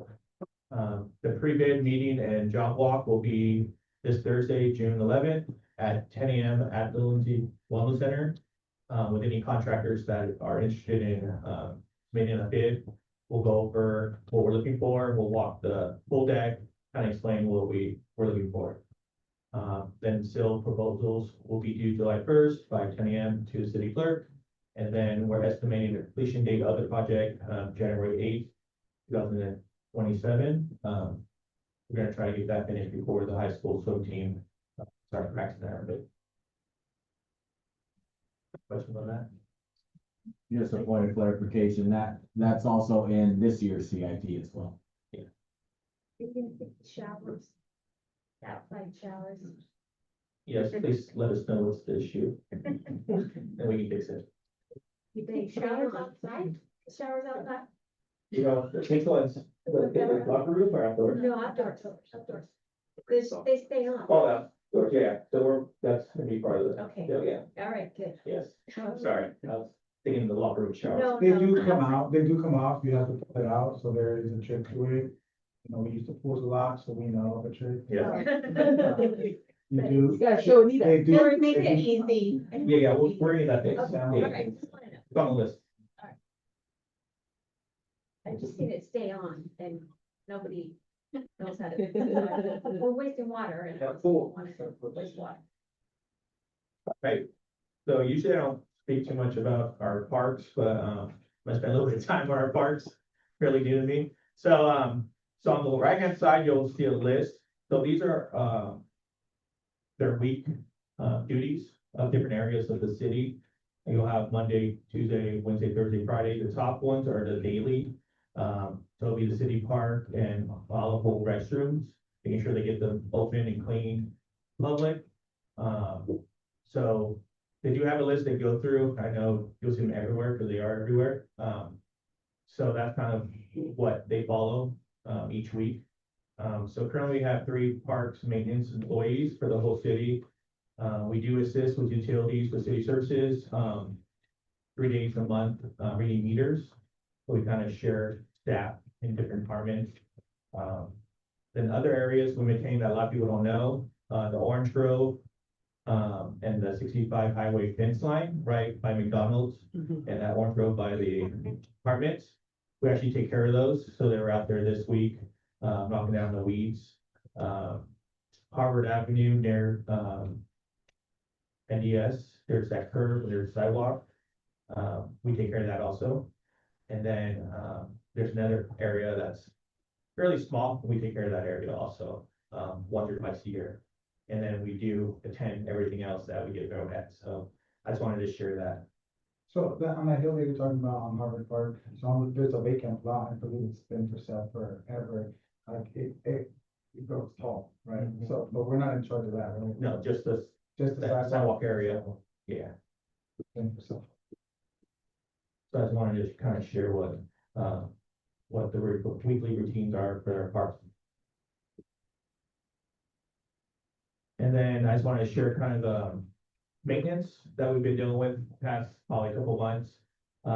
City Park, irrigation booster pump, electrical, it went out, went bad, so we kind of replaced that. So if you do a City Park, it's a little dry, that's the reason. Our booster pump went down, it took a couple of days to repair. Always replacing sprinklers. The restroom stall door was vandalized and broken off. We just got that fixed, recently, we got it welded on, and they somehow broke it back off. And that's a $1,200 repair. So it's not cheap. I know on Facebook, people say, oh, nobody vandalizes the City Park restrooms. They do, we just fix it before people see it. Yeah. So we're gonna probably keep that off for a little bit and get it repaired soon. Cactus Park, irrigation valves and timer. We have two that are bad. We're gonna replace all three. They're about 20+ years old. So it's time to replace those. Sprinklers, senior center irrigation timer system needs to be replaced. I just ordered a new one. So if you guys see, I know the seniors, you guys see the dead grass, that's why. So we gotta replace that. And of course sprinklers, and then, irrigation valve. In the sports complex, we had to reset the timing system. It was off due to a power outage. So we had to fix that. So hopefully that grass will be coming, back. And then Sweetwater Park, replacing sprinklers due to events at the park. Olival, we had vandalized, the restroom already, the one that we keep The new open ones? daily. Just one, the one we keep open with graffiti. So, and they ripped off the, handicap plaque on the wall, so we got that fixed yesterday. And then Harbor Park, irrigation wiring, we have the squirrels, our friends, clean up the wiring, so replace that and sprinklers. So we've been busy besides our daily Yeah. task, we have all of this happening at the same time. But we had a meeting today and we're gonna get everything that's required, catch up. And that's all I have for tonight. Any questions? I don't have any questions about it, but I appreciate you and what you do for our city, so thank you. You make it so beautiful. Thank you. When you get double track. Was there some squirrel mitigation happening at Harvard Park? Is that what was going on with? Yeah, so we have, yeah, so right now we currently have somebody go out there taking care of the problem. So hopefully it should get better. But once we roadkill the other side of the road, or Howard Park, all those lovely, squirrels will be heading back over to Howard Park and we'll have the same problem all over again. It's a never ending battle. But we do have somebody contracted in to take care of it until the end of the year. So hopefully they'll fix the problem. Hopefully. And then the community outreach meetings, so we talked about this, having like a master parks plan, is that like something that we can mention there, or like just? We've spoken about, it's, People, it's, because people are active right now, so. Yeah. I think, just due to budgetary issues, I'm not really sure when we can get to a master park, plan update, but when we went to Sacramento and California Park staff said that, because I mentioned that need and interest, and they said, they strongly suggested that we do this specifically for specific parks that we're gonna be asking for funds. And so not just do something in general from a citywide standpoint, but for a specific park interest that they want, outreach meetings, for those. So this will be separate from anything on. the bike path. He's full of questions today. You sure? Yeah. Okay, thank you. Thank you, Armando. Thank you. Thank you. It's game. Moving on to presentations, 13.1, the transit. Can you take a break, please? 1 minute break? Yeah. You know, at this point, we're gonna take a 5-minute break, yes. Yeah, go. And then we'll move on. Sorry. Use the restroom. What is it, the time? Yeah. Trying to stay hydrated.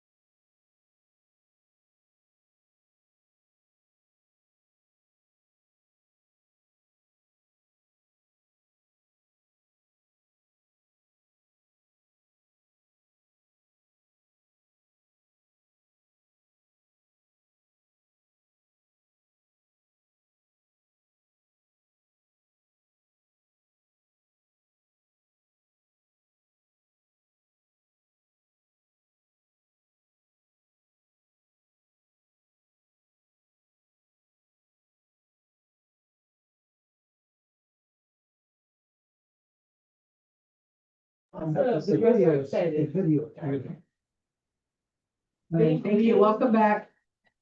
Sometimes we have to take a bio break. At this point, we'll move on to 3.11 Transit Center Design Project Update, and this is led by Jeff Howard. Did I say that correctly? Yes. Okay, welcome to Lindsay. Thank you. Mayor, council members, staff, I'm glad to be here tonight. My name is Jeff Cowart. I'm principal engineer for QK. With me online is Chris Bender, who is the project engineer for Civil Works. So he's backing me up if you have any questions that I can answer. He'll leave me out. But Hang on, just a minute, one of the microphones. Is it his?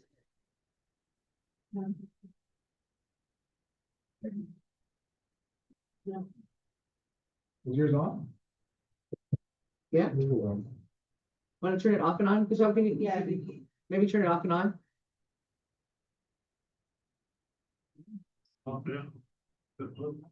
Is it just the, maybe like the, The volume, Right. is the Yeah. microphone? no, I'm wondering if it's just the slide, maybe get it in and out, like there's something going on in the.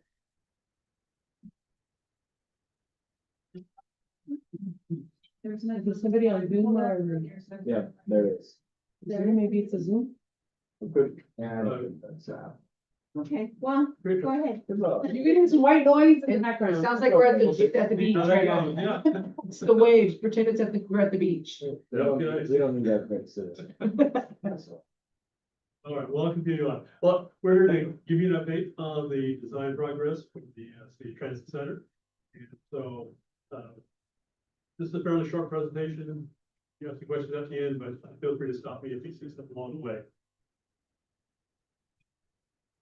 So just a little background, the original concept was developed back about 2022 by an architectural firm, GE. And that's the concept plan that was being used for the RFQ that went out in early 2025 for the design of the youth event center. And I'm not sure what happened, little exits on there, unless there's something I have to do. Oh, there it goes. So it included the transit center and the bus space, and that did not include the building at the very north. And it was in the original concept. And so that's how we started the process in early last year. And we've been since advancing towards the PS&E document. During our initial scoping meetings with the city staff brought some upgrades and refinements and some Yours. but some upgrades and refinements to the transit center and some expanded scope of the facilities. So we started working with them on including some of those items and forward to trying to get those items incorporated into the concept plan before we move forward with the design documents. So we've been doing that over the last several months, and in April of this year, we came up with the design concept that you guys agreed to at this point, and we're moving forward on that concept. And so the next slides will be showing some of that, those refinements and improvements as we go forward. Go ahead, don't mind them. We're listening to you, we got some. Mine's the first one. Some of the key design changes are the oh, there we go. The footprint.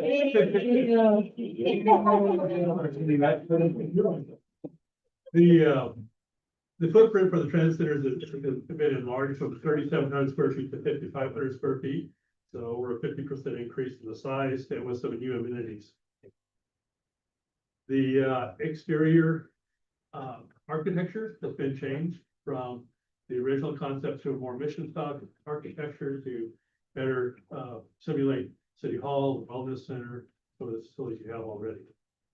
Then we did add a commercial kitchen into the transit center, some solar carports, some enhanced public gatherings, some seating, amenities, outdoor coverage, seating, and some enhanced landscape design around the facility and the northern part where we're not putting where the future building will go.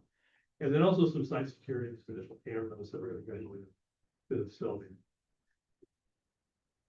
So we tried to see if this works. The background and grayed out area is the original concept. The red is the newer concept. So if you can see that the transit center has increased their footprint, from the 3,700 square feet to 5,500 square feet. We've, provided some additional bus access. It was a little bit cramped on the original one, so it's expanded a little bit, to give a little more access around to buses to get through the facility and past each other. The increased landscape amenities around the facility, so in the area north of the transit center, Lindsay's there. And so that includes some passive play areas, some trellises, some seating, and then also some Mount Vernon improvements. With curb gutters, sidewalk, and not only just the pave up and down, it's going to include some pavement rehabilitation along Mount Vernon, along the frontage, and some ADA accessibility improvements. This is the transit center itself, and so again, the gray area is the back is the original plan, and you can see that it's expanded, as we've talked about, the large multi-purpose room, the commercial kitchen in the lower left-hand corner, some outside covered seating on the right-hand side and along the bottom side of the transit center there, and a covered arcade, and those are been improvements for the facility. One of the also the more obvious changes to the outside exterior of the building. You can see the original concept on the top right-hand corner. And it's kind of a more of a, I call it industrial organized sort of look. And so the new concept is down below and piece of the other elevations. So more mission style to match what you've got already around the city. As we talked about, we create pictures of the city hall and wellness center that we provided for the architect, so they can go forward on. So the improvements to the landscape, putting in portable planters in the area north of the transit center, using some colored DG crushed rock in the areas, making it a little more open. The passive play area, or landscape along around the facility, and around the covered area. Covered area. And then let's see. So currently, we're at this point, we've come to this site plan, this concept plan, they have a 30% PSD submitted to the city staff. So we're ready to move forward with finalizing the documents, going through the 60 and 90% plan specs and estimates to process through the agencies to get to a bid package at the end of this year. We can be ready to go out to bid, procure a contractor at that point. And that's pretty much the end of the presentation. So with that, any questions, we'll try to answer those at this point. Thank you, go ahead. If I may, Madam Mayor, so, as Jeff mentioned, a lot of these requests, were driven by staff just to make sure that we were getting exactly what we needed and what we wanted. We've worked, all of this funding is coming through, TCAG.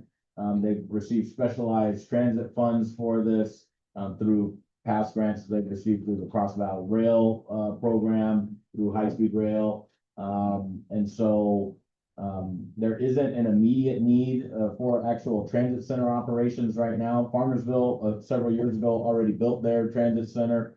And just 2 months ago, they made the decision to locate their senior center there.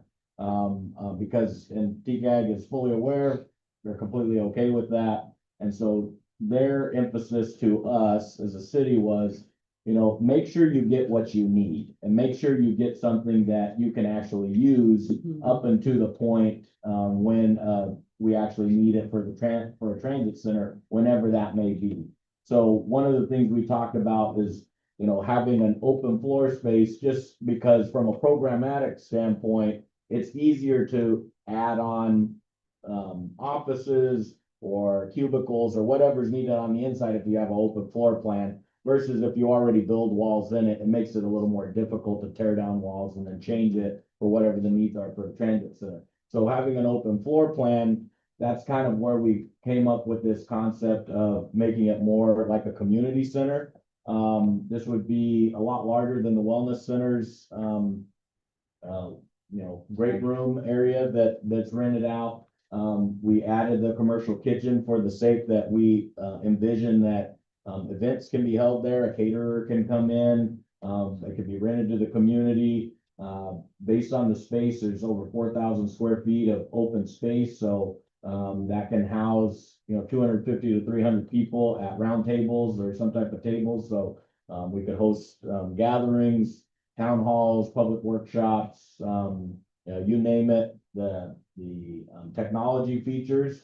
So hopefully we won't have some background noise like maybe this room has challenges with. We're all upgraded as well, so they could have interconnectivity if we wanted to have meetings, if people needed to, teleconference in, the DJs. City council meeting. We absolutely could hold city council meetings there. We also, and we wanted to beautify it too, and so not just have a bare ground, so enhanced landscaping features on it. There's, some public art elements as far as into the design of it. The DG itself, we wanted to make sure that it matched, what the Olive Bowl has as far as their walking path, so that it'll be a similar style from walking path to walking path. But also, we didn't want to do anything major as far as a large investment in that space, because initially there was plans to have another building there. We don't have the funding for that, and we don't have any necessary need for that, but we wanted to do something nice, but also something that, that we could adjust to later on if there was a need for something. Whether that means we needed it, or if there was some other interested party that wanted that space. So we're, trying to have some ability for, to adjust in the future as our needs arise, but this is something that I think is going to be highly sought after, a beautiful site that, will be larger than, outside of one of the, schools, auditoriums or gymnasiums. I think it will be one of the larger sites in town to be able to host gatherings. Will there be enough parking?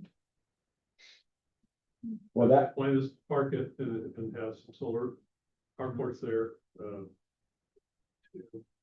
So we have the parking here, they'll be there, and then when transit comes, you'll have that for customer or compliance for the bus, the transit. But until then, you have a parking lot. for large gatherings, people are gonna more than likely have to park on the street, as well as, in the parking lot itself. There is parking, but for a large gathering, there's not 300 stalls, for something along those lines, or even 100. So, we'll have to, figure that out as that comes around. But as Jeff also mentioned, we've also worked with TCAG to, Mount Vernon is a very rough road.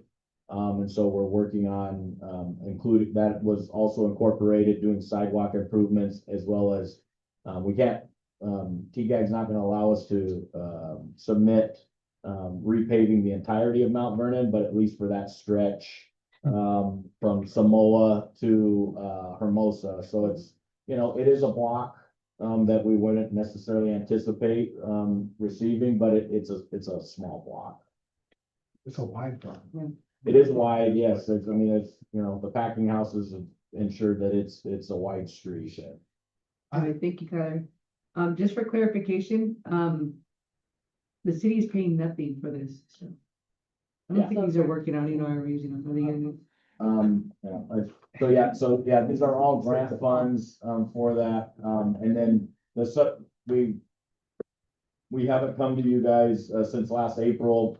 And so the subsequent two items will be related to this. One, because of the change in scope, the large size, as Jeff has mentioned, and increasing, adding the commercial kitchen, adding the landscaping, doing all the other amenities that we talked about.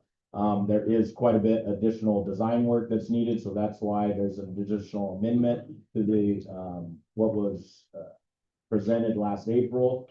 Staff's worked on that, and we've trimmed down that budget. I think that budget was much larger, a couple of months ago, and so we've really worked to fine tune that to make sure that it's a reasonable amount.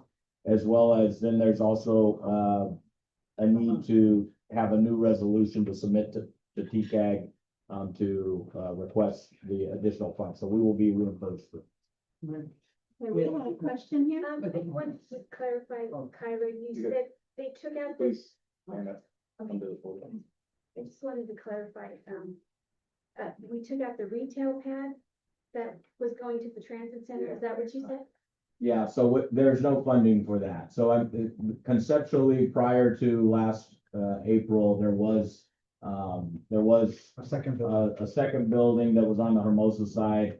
There was, I believe, gonna be a 2-story building. There was no city purposes, but it was thought to rent it out. I think we all know there's plenty of other, spaces in Lindsay that are unused right now, and so I'm not sure that there's a huge demand for office space or, commercial space in town. I'd like to see that go towards other properties prior to going to the city.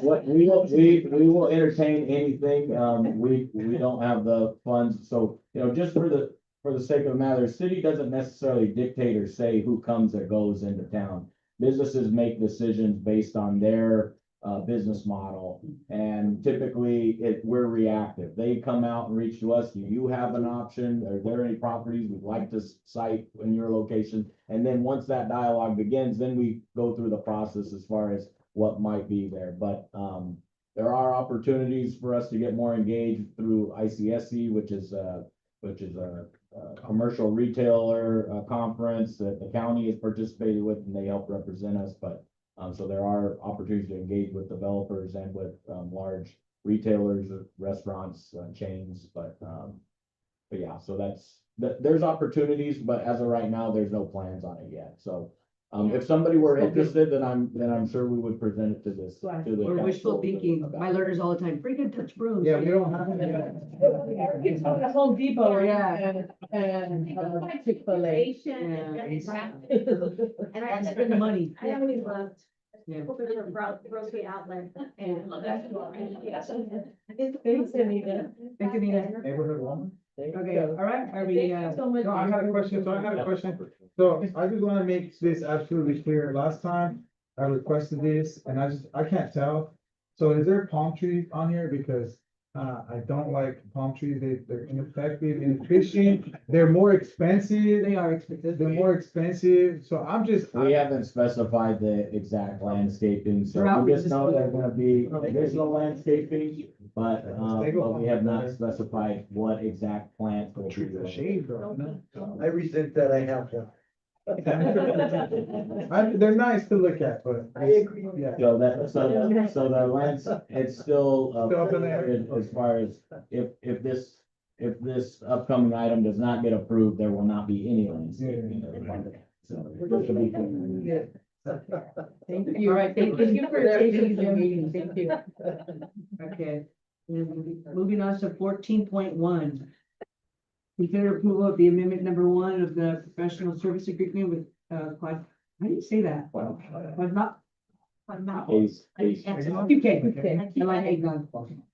No, hold on. Good evening, Mayor, Council, the next two are signed and they're essentially everything I just talked about. So, I won't repeat everything, but, so we're, because of the expansions and the revisit to the scope of services, it targeted an amendment to the existing contract, in the amount of $335,000, 906. So if you guys have questions, you guys, I actually have a breakdown, I'm gonna repeat everything you just talked about. No, we're good. I think we're good, right? Yeah. Any public, I'm gonna take public comment on 14.1. No public comment? No? All right, public comment is closed on 14.1. Do I have a motion for 14.1? I have a motion from Soledad, a second from Sanchez, all in favor? Aye. Motion carries 5-0. That's all. Moving on to 14.2. Go ahead, consider, Dario, you stay up here. Sure. 14.2 is also in conjunction with the 14.1, which is essentially, we're the recipient jurisdiction of the funding. So TCAG, we have a supplemental agreement, and this additional services also targets an amendment. So to be inconsistent with their agreement as well, we need this additional supplemental agreement. Do I have a motion for 14.2? Oh, wait, excuse me, I'll take a public comment for 14.2. All right, I got. All right. Anita, I was waiting for you, girl. Sure. We're not paying for anything. I heard somebody say that. Yeah, I did say that, yeah. Okay.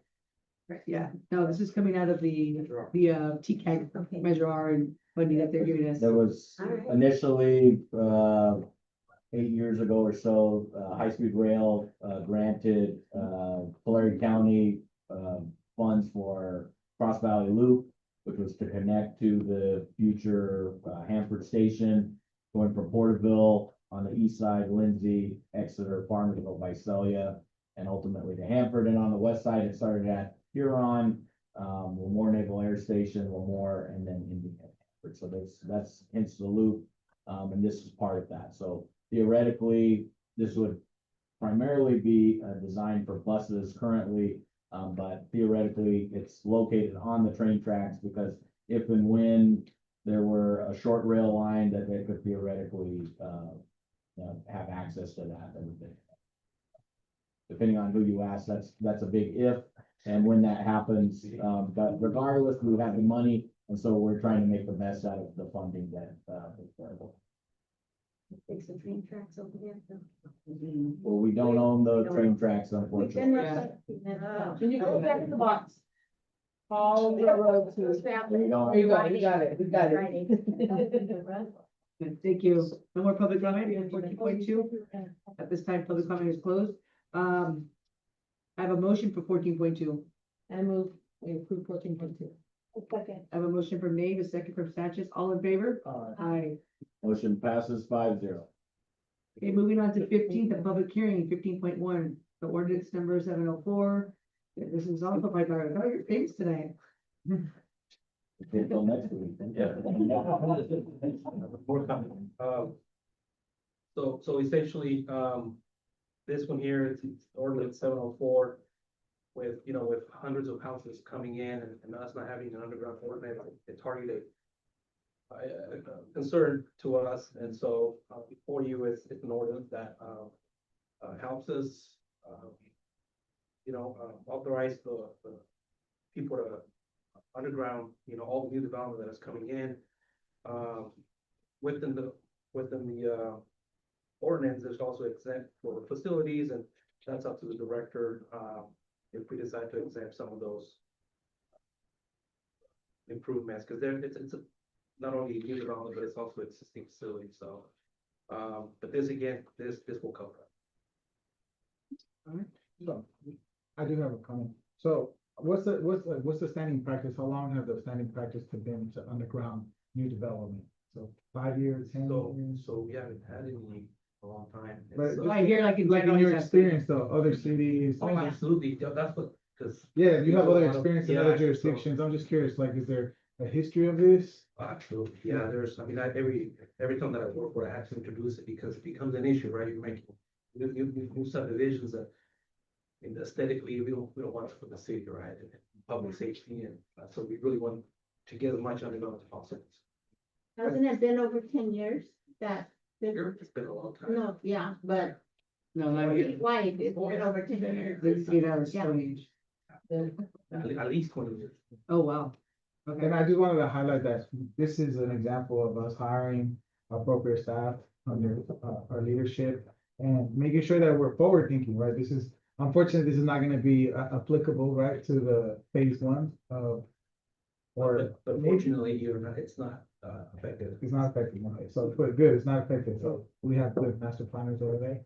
But, right, if somebody wanted to develop this, something that is implemented and it's something that is a testament to our persistence to making sure we update, right, some of the codes that have been a couple of decades plus in lacking, so thank you. Give you leverage and authority. Yes, original code, I like that. Madam Mayor, if you'd like to open the public hearing Yeah, up, ma'am. and then there were some comments that we received earlier in the day. Okay, yes, I'm gonna open up the public, hearing right now for 15.1. Anybody? No? So if I may, so Charter Communications, they reached out to me, yesterday and today. They had some concerns, but I think, in speaking with staff, we'll be able to address those. There's some exemptions, as related to infill development, that infill development won't necessarily have this requirement. So if someone's wanting to add, an ADU in their backyard and there's already overhead, they're not gonna be required to have underground, facilities and have that additional cost. As well as, they have a requirement to have, battery backup power, for their lines. And that is not allowed to be underground, and so we have exemptions for those emergency type of situations. They'll still have a box that'll be, over, so, that's been communicated to them, but, just for clarity. Okay. Thank you. Yeah, and like, like routine maintenance or small repairs or for not required. Those are essential. Is that, they're Charters like cable and. For the city. Isn't it Spectrum? Yes, Spectrum is charter, that's. Oh, okay. Internet, so, okay. But they're undergrounding a lot of their stuff too as well. Correct. Yeah. All right, do I have any more public hearing for 15.1? At this time, it's closed. Motion? Yep. Do I have a motion for 15.1? A motion to approve item 15.1. I have a motion from Nate, a motion from Claudia, a second from Nate, all in favor? Aye. Motion carries 5-0. Moving on to 15.2, public hearing the annual levy of refuse charges, to Larry County property tax roll. And unfortunately, fellow dad is not here today, so I believe you're taking the lead. I will be taking the lead on that, yes, Sol's, is battling an illness right now, but we, hope for a speedy recovery and she can, get back to the office. So tonight, last meeting, we, placed, the annual, this is an annual item. Last, meeting, we placed, set the hearing date to have the property tax, our trash rates placed on the property tax roll. This has been our, what was negotiated in the franchise fee, 5 years ago, when the franchise, agreement was last approved by Mid-Valley, with Mid-Valley Disposal. So that's currently the practice in order for us to comply. I know that, that item, I heard from multiple council members that there was an interest and desire to change that and get away from, placing this on the, property tax roll and, just billing, individuals monthly like we do with water and sewer. So that's something we will definitely be exploring, after this, takes place and for the subsequent years, but that will require, an amendment to the franchise agreement. And so that would also, require, concurrence from Mid-Valley Disposal. They have expressed some interest for that, but, we will begin discussions of that, in the subsequent months, if that's still the desire. But for tonight's matter, this will, initiate the process where we can work with the county. We will submit, all the names and the addresses, so that they can, place this on the tax roll for December and then subsequently for April for both of those bills. Cool, thank you. So, Okay, you have a question? comment. Tyler, I know you mentioned that, we had talked to entertainment to go back to the monthly payments. Is it possible to have just only the delinquent balances go towards the property taxes only because I know the city picks that up, right? Has to have that charge for wherever they will pay the bill? Yeah, so we collect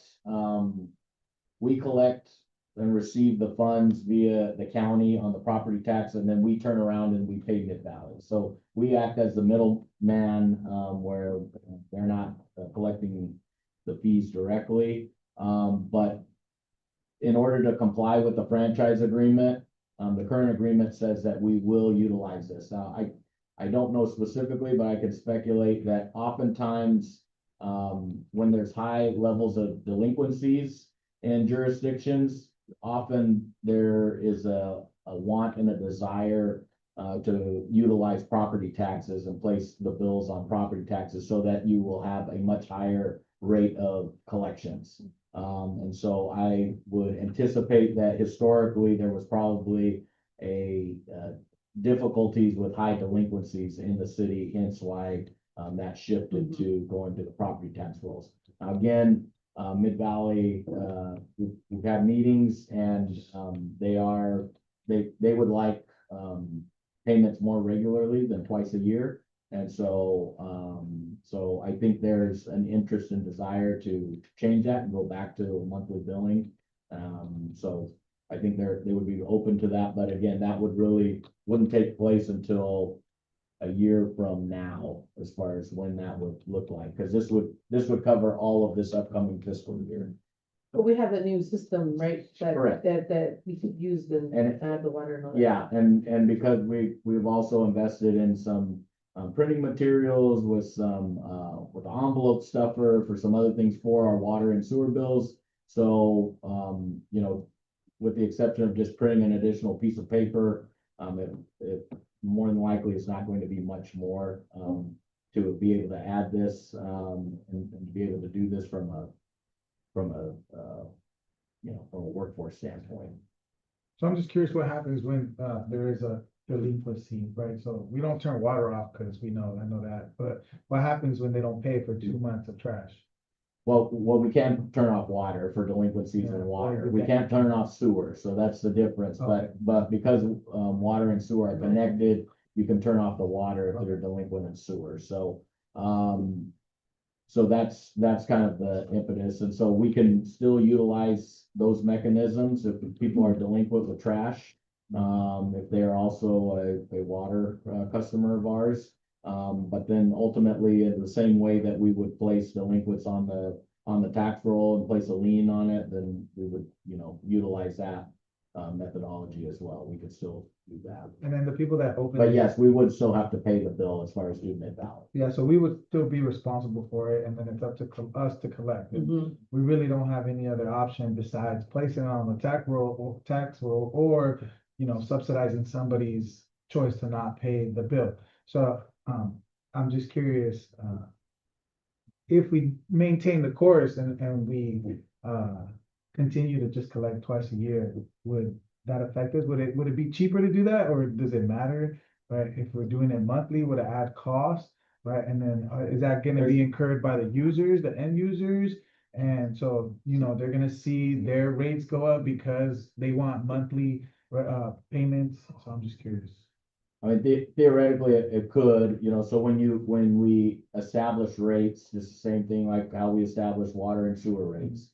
We have to go through a 218 election, so we would evaluate and analyze all the costs associated with providing that service. So if we are now sending out a monthly bill, if there's cost for printing, if there's cost for paper, all that postage, we would then incorporate that into any rate decision making. Whereas now, you know, there is a minimal cost that the county charges, but that's currently already incorporated into the rate structure. So there would be more than likely an additional cost, but ultimately that would be up to council as far as whether or not we implemented it, and with ratepayers as well. And if not, then the general fund has to pick it up. Somebody has to pay. So either and if general fund picks it up, then that means less for a police, fire, park, roads. Yeah, and that was my whole point, is that this is one way that there's a guarantee that we don't eat the cost as the city, right? That it doesn't eat it to our general fund. Our general fund is tiny compared to, you know, other budgets around. And so I don't want us to be subsidizing other people, right? It's important for us to have an efficient way to collect fees, right? I think this is efficient, right? Once a year, you know, most people's mortgages are being paid, right, monthly. So it's like, it's up to the person that owns a property to just be responsible. I know there was an email, I believe, and I'm not sure if they're present or not, and so they are, right? And it's like, I understand people's difficulty as being a property owner, but like when you have renters, I don't know, it's called the landlords, right? You know, when you're a landlord, I know that it's very difficult, but it's also very incumbent on the landlord to make sure that, you know, they work with the city, right? That could we get like duplicate bills sent out to the landowner, like to a different address, or does it just have to be one? Or I was just curious about how that works.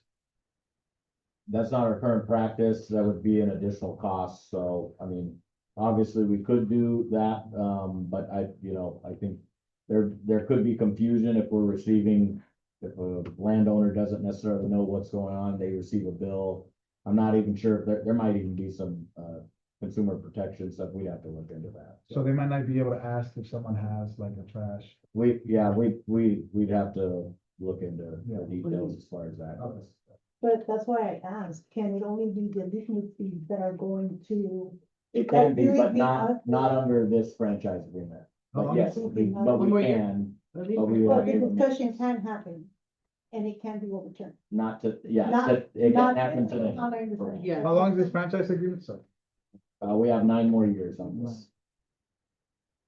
But every year, don't they add a year? No, we canceled that policy last June, so, it was a 10-year agreement with a rolling 1 year, so so the initial agreement was, in 2021. And so that was 10 years, but, because or 2020, so we did a non-renewal, gave them notice that you only have 10 more years to serve us before we have to, and it's not, and they can still serve us, but we would just go through an RFP process. We would go out to the market again, see what the appetite is, and go through that whole process to see, and they would need to compete for serving the city of Lindsay and make sure that they're providing good service at that point. It's unfortunate that some people pay their bills all the time. Right, But but that's what I'm these- saying. Probably, that- yeah, I mean, it's easier for us to collect that money, right? But it's not all about it being easier for us to collect it. It's also regarding, can the community pay it monthly? Can they pay their bill monthly? If they Yeah. can barely pay it, you know what I mean, the whole year, it's a little bit more difficult than paying it monthly. Monthly, you can budget a lot easier than you Yeah. can for the whole year. Okay. We have to open it up. So I'm gonna open it up for the public hearing for 15.2. Any comments regarding 15.2? Yeah, it is a lot nicer to pay it monthly, like you said. But I just wanted to say that when I was at Porterville, we had for delinquent bills, we would have a collection agency that we'd send over, the list, and then, we also would, just roll it over to property taxes when we could.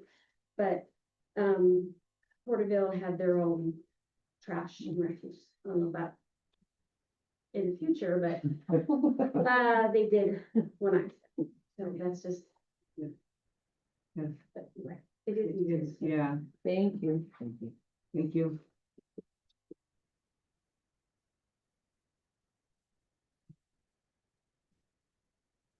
Good evening, Good evening. Mayor and council, city council members. My name is Amelia Palafox. My husband Miguel and I, we are the owners of a property at 429 Memory Lane here in Lindsay. We currently reside in Porterville. I am here tonight to respectfully protest the proposed water utility assessment against our property.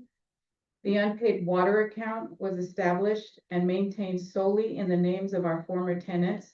We did not incur these charges, did not receive the water service, and had no control over the tenants' payments of the account. For trash. Yeah, this is for trash. This is not related to water. This hearing is, regarding trash rates. For refuse, not for water. Well, isn't it all one bill? No, Okay, it's I a got- property tax bill, but so that. Because I this- received a This notice comment would from, be appropriate for public Public comment, comment. not necessarily for this item in particular. well, I received a notice in the mail Yeah, for if today, they're all in your. for tonight's, meeting. In your property taxes, that's what she's talking about. Yeah, well, but this is specifically about a water delinquency, and so. Water or trash, I Yeah. don't know, maybe it's trash because it's all together. Okay, I just know I got a notice. So if I'm not allowed to speak, no, then- go ahead. No, go ahead, finish up, go ahead. so it could be trash. I don't know because I don't have that information. Fair enough. That should have been paid last year. Okay, where were we? So our primary concern is that we were never provided timely notice that the account had become delinquent or that the city intended to transfer this debt to our property. In fact, until this public hearing, we had no meaningful opportunity to dispute the charges or protect our interests. Even as of today, We have not been told the amount the city intends to place as a lien against our property. We have received no itemized statement, no billing history, and no accounting of the alleged debt.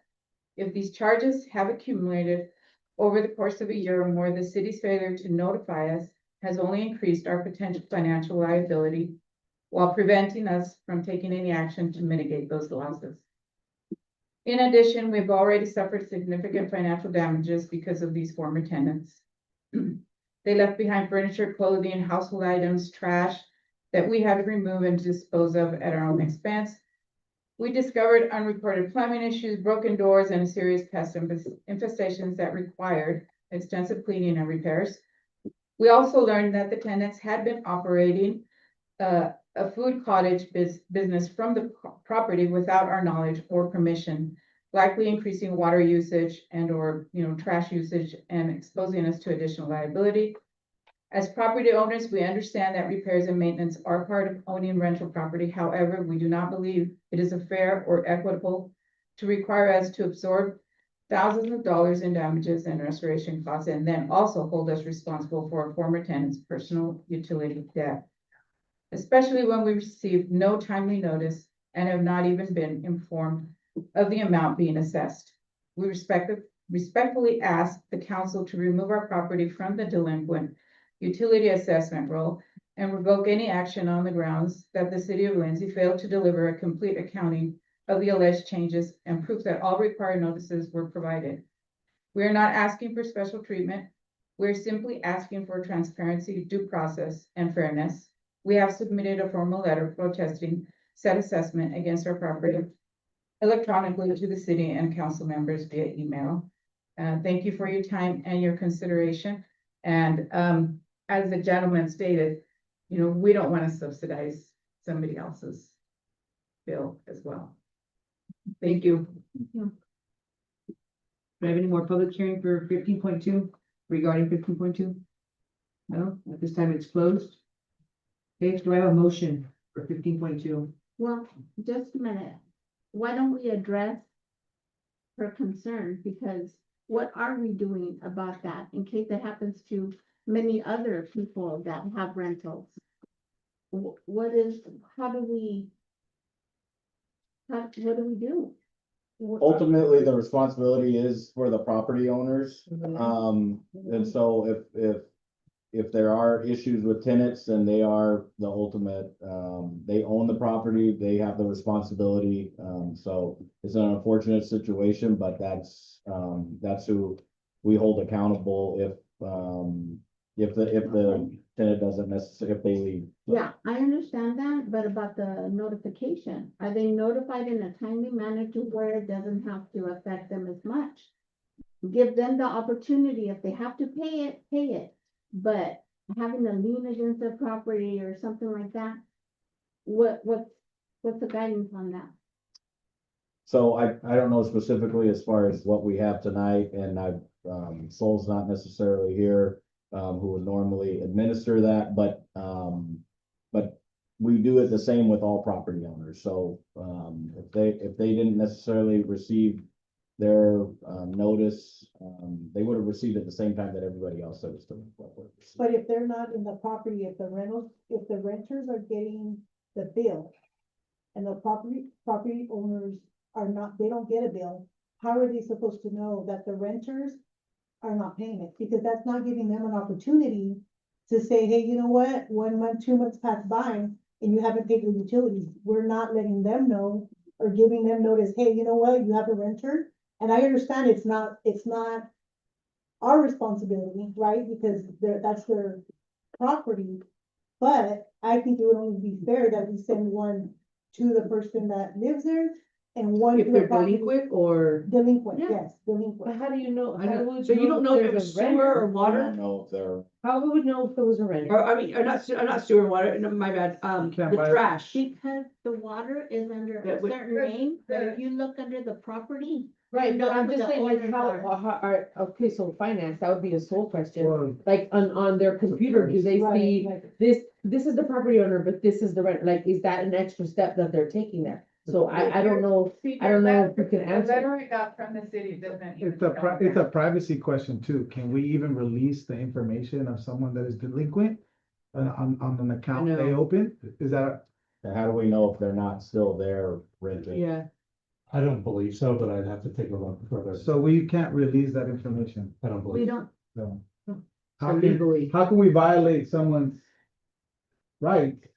Yeah, you can access our parcel number and attach the No, bill but- to our property tax. Yeah, I don't know. It's not professional. Yeah, So I just, again, it's not that I don't want to do it. The law says we cannot do it. well, We've got to look it's not into that necessarily. We need to research, but as of now, it doesn't. so I think there's Well- just some further, so is it fair for us to, we can get back to her and notify her and give her some Well, more? there is timing though, as far as the refuse, so, it's critical that this gets approved tonight, so that we can Yeah, meet yeah. the county taxes, but yes. No, it's not her. Like, We can definitely research this, but we received this letter earlier today, so we have not had time to really thoroughly research it. So we can definitely get back to her in the specifics of this. If the bill stays under her name. It also won't be due until December, so it's. Yeah. but How is the it- is it letter business to- related? You would charge, you would So include state, water in your rent. include the utilities with your rent and keep the name under. Okay. Average it, right? Right? Well, if you don't mind staying afterwards, we can get some more information from you and stuff like that, so we can get back to you. So we can, okay. Sure. 15.2, do I have a motion for 15.2? I move we approve 15.2. Okay. I have a Second. motion from Nave, a second from Sanchez, all in favor? I, Aye, Motion carries 5-0. thank you. Moving on for requests for future items, do I have any requests for future items for the meeting, council members? yes, I do. Okay, I just want to put it on record, there have been several community members and different lighting districts that have had concerns. And I am requesting, I've already told you about this, I'm requesting, some type of separation of the electricity that's used and the landscaping. We need to separate it and give the community members notice on what exactly they're paying for. The staff and I have talked about this, and so we're planning, next meeting, we will have a presentation. thank you. Do you have any more requests for future items from council members? Yes. Yeah. So the gentleman that's left, but would it be possible to have our agenda translated into Spanish? And that's something that we can do, right? We're working on it. All things are possible, we're looking at, there's just a cost involved, right? So, Yeah, so there's, additional costs and our budget is not increasing, it's decreasing. Costs are going up, our speakers out, all this fun stuff, so, we don't just make things up that we don't have a whole lot of funding and money, so. and just so we're clear, I got a history lesson on this. This is 20 years running, right? It's not something new. We have to have a balanced budget, can't, run a deficit, so for 20 years, we haven't been able to upgrade our sound system or, very Well, little. I mean, this building's 90 years old, so it depends on how far you wanna go back. But we are taking initiatives to better our communication and stuff like that. It is gonna take But- time and it's but- gonna take money. Yeah, Yeah. back to the point on translation, we are looking at upgrading our website, which will cost money, and so one of the features will be a translation ability for documents that we upload, so that may be another month or so. But yes, that is a feature that we're very interested in having so that there can be a written translation for our documents. And and I guess this is more of a question instead of a future item. If someone was to want translation, who would be the point that they contact, right? They show up the day of, as the gentleman who's not here pointed out, and they want translation. The clerk. The clerk, so, okay, right there, and I know this information. I just want people to know that there is a method, that there is a process. If someone is adamant about participating, that we're all willing to help, right? Thank you for your translation, as we provided on yesterday. We had translation, right? It was a cost that we incurred, and if it's something that the community wants, we want. People compare us to the school district, you know, their budget is almost $100 million. Way different. $100 million of, you know, revenue that they have every year over year, where ours is 10 million. So it's like, you can't compare us to a school district that has $100 million budget and where ours is barely 10 million. So we're doing our best, right? We're trying to engage. And so I just want to make sure that people know our point of contact if they want someone to be present to translate, because I'm all for it. I'm all for someone being able to participate. My parents are Spanish speakers, families of Spanish speakers, and it's just a cost, a big cost. It's not peanuts, right? It's either that or, you know, do we have more opportunities to fund our parks, which, you know, seems like parks is a little more price sometimes, but I'm willing to do it, and I think most of the council is. What was the name of the translators? They did an awesome job yesterday. Linguistica. Is it an agency? Linguistica. Linguistica. Linguistica. Linguistica. They're not cheap people. Yeah, they did an awesome job. Very. All right, Yeah, no more very requests. We just had a lot of statements. All right, well, this meeting is adjourned. Everybody have a great night. It's early still.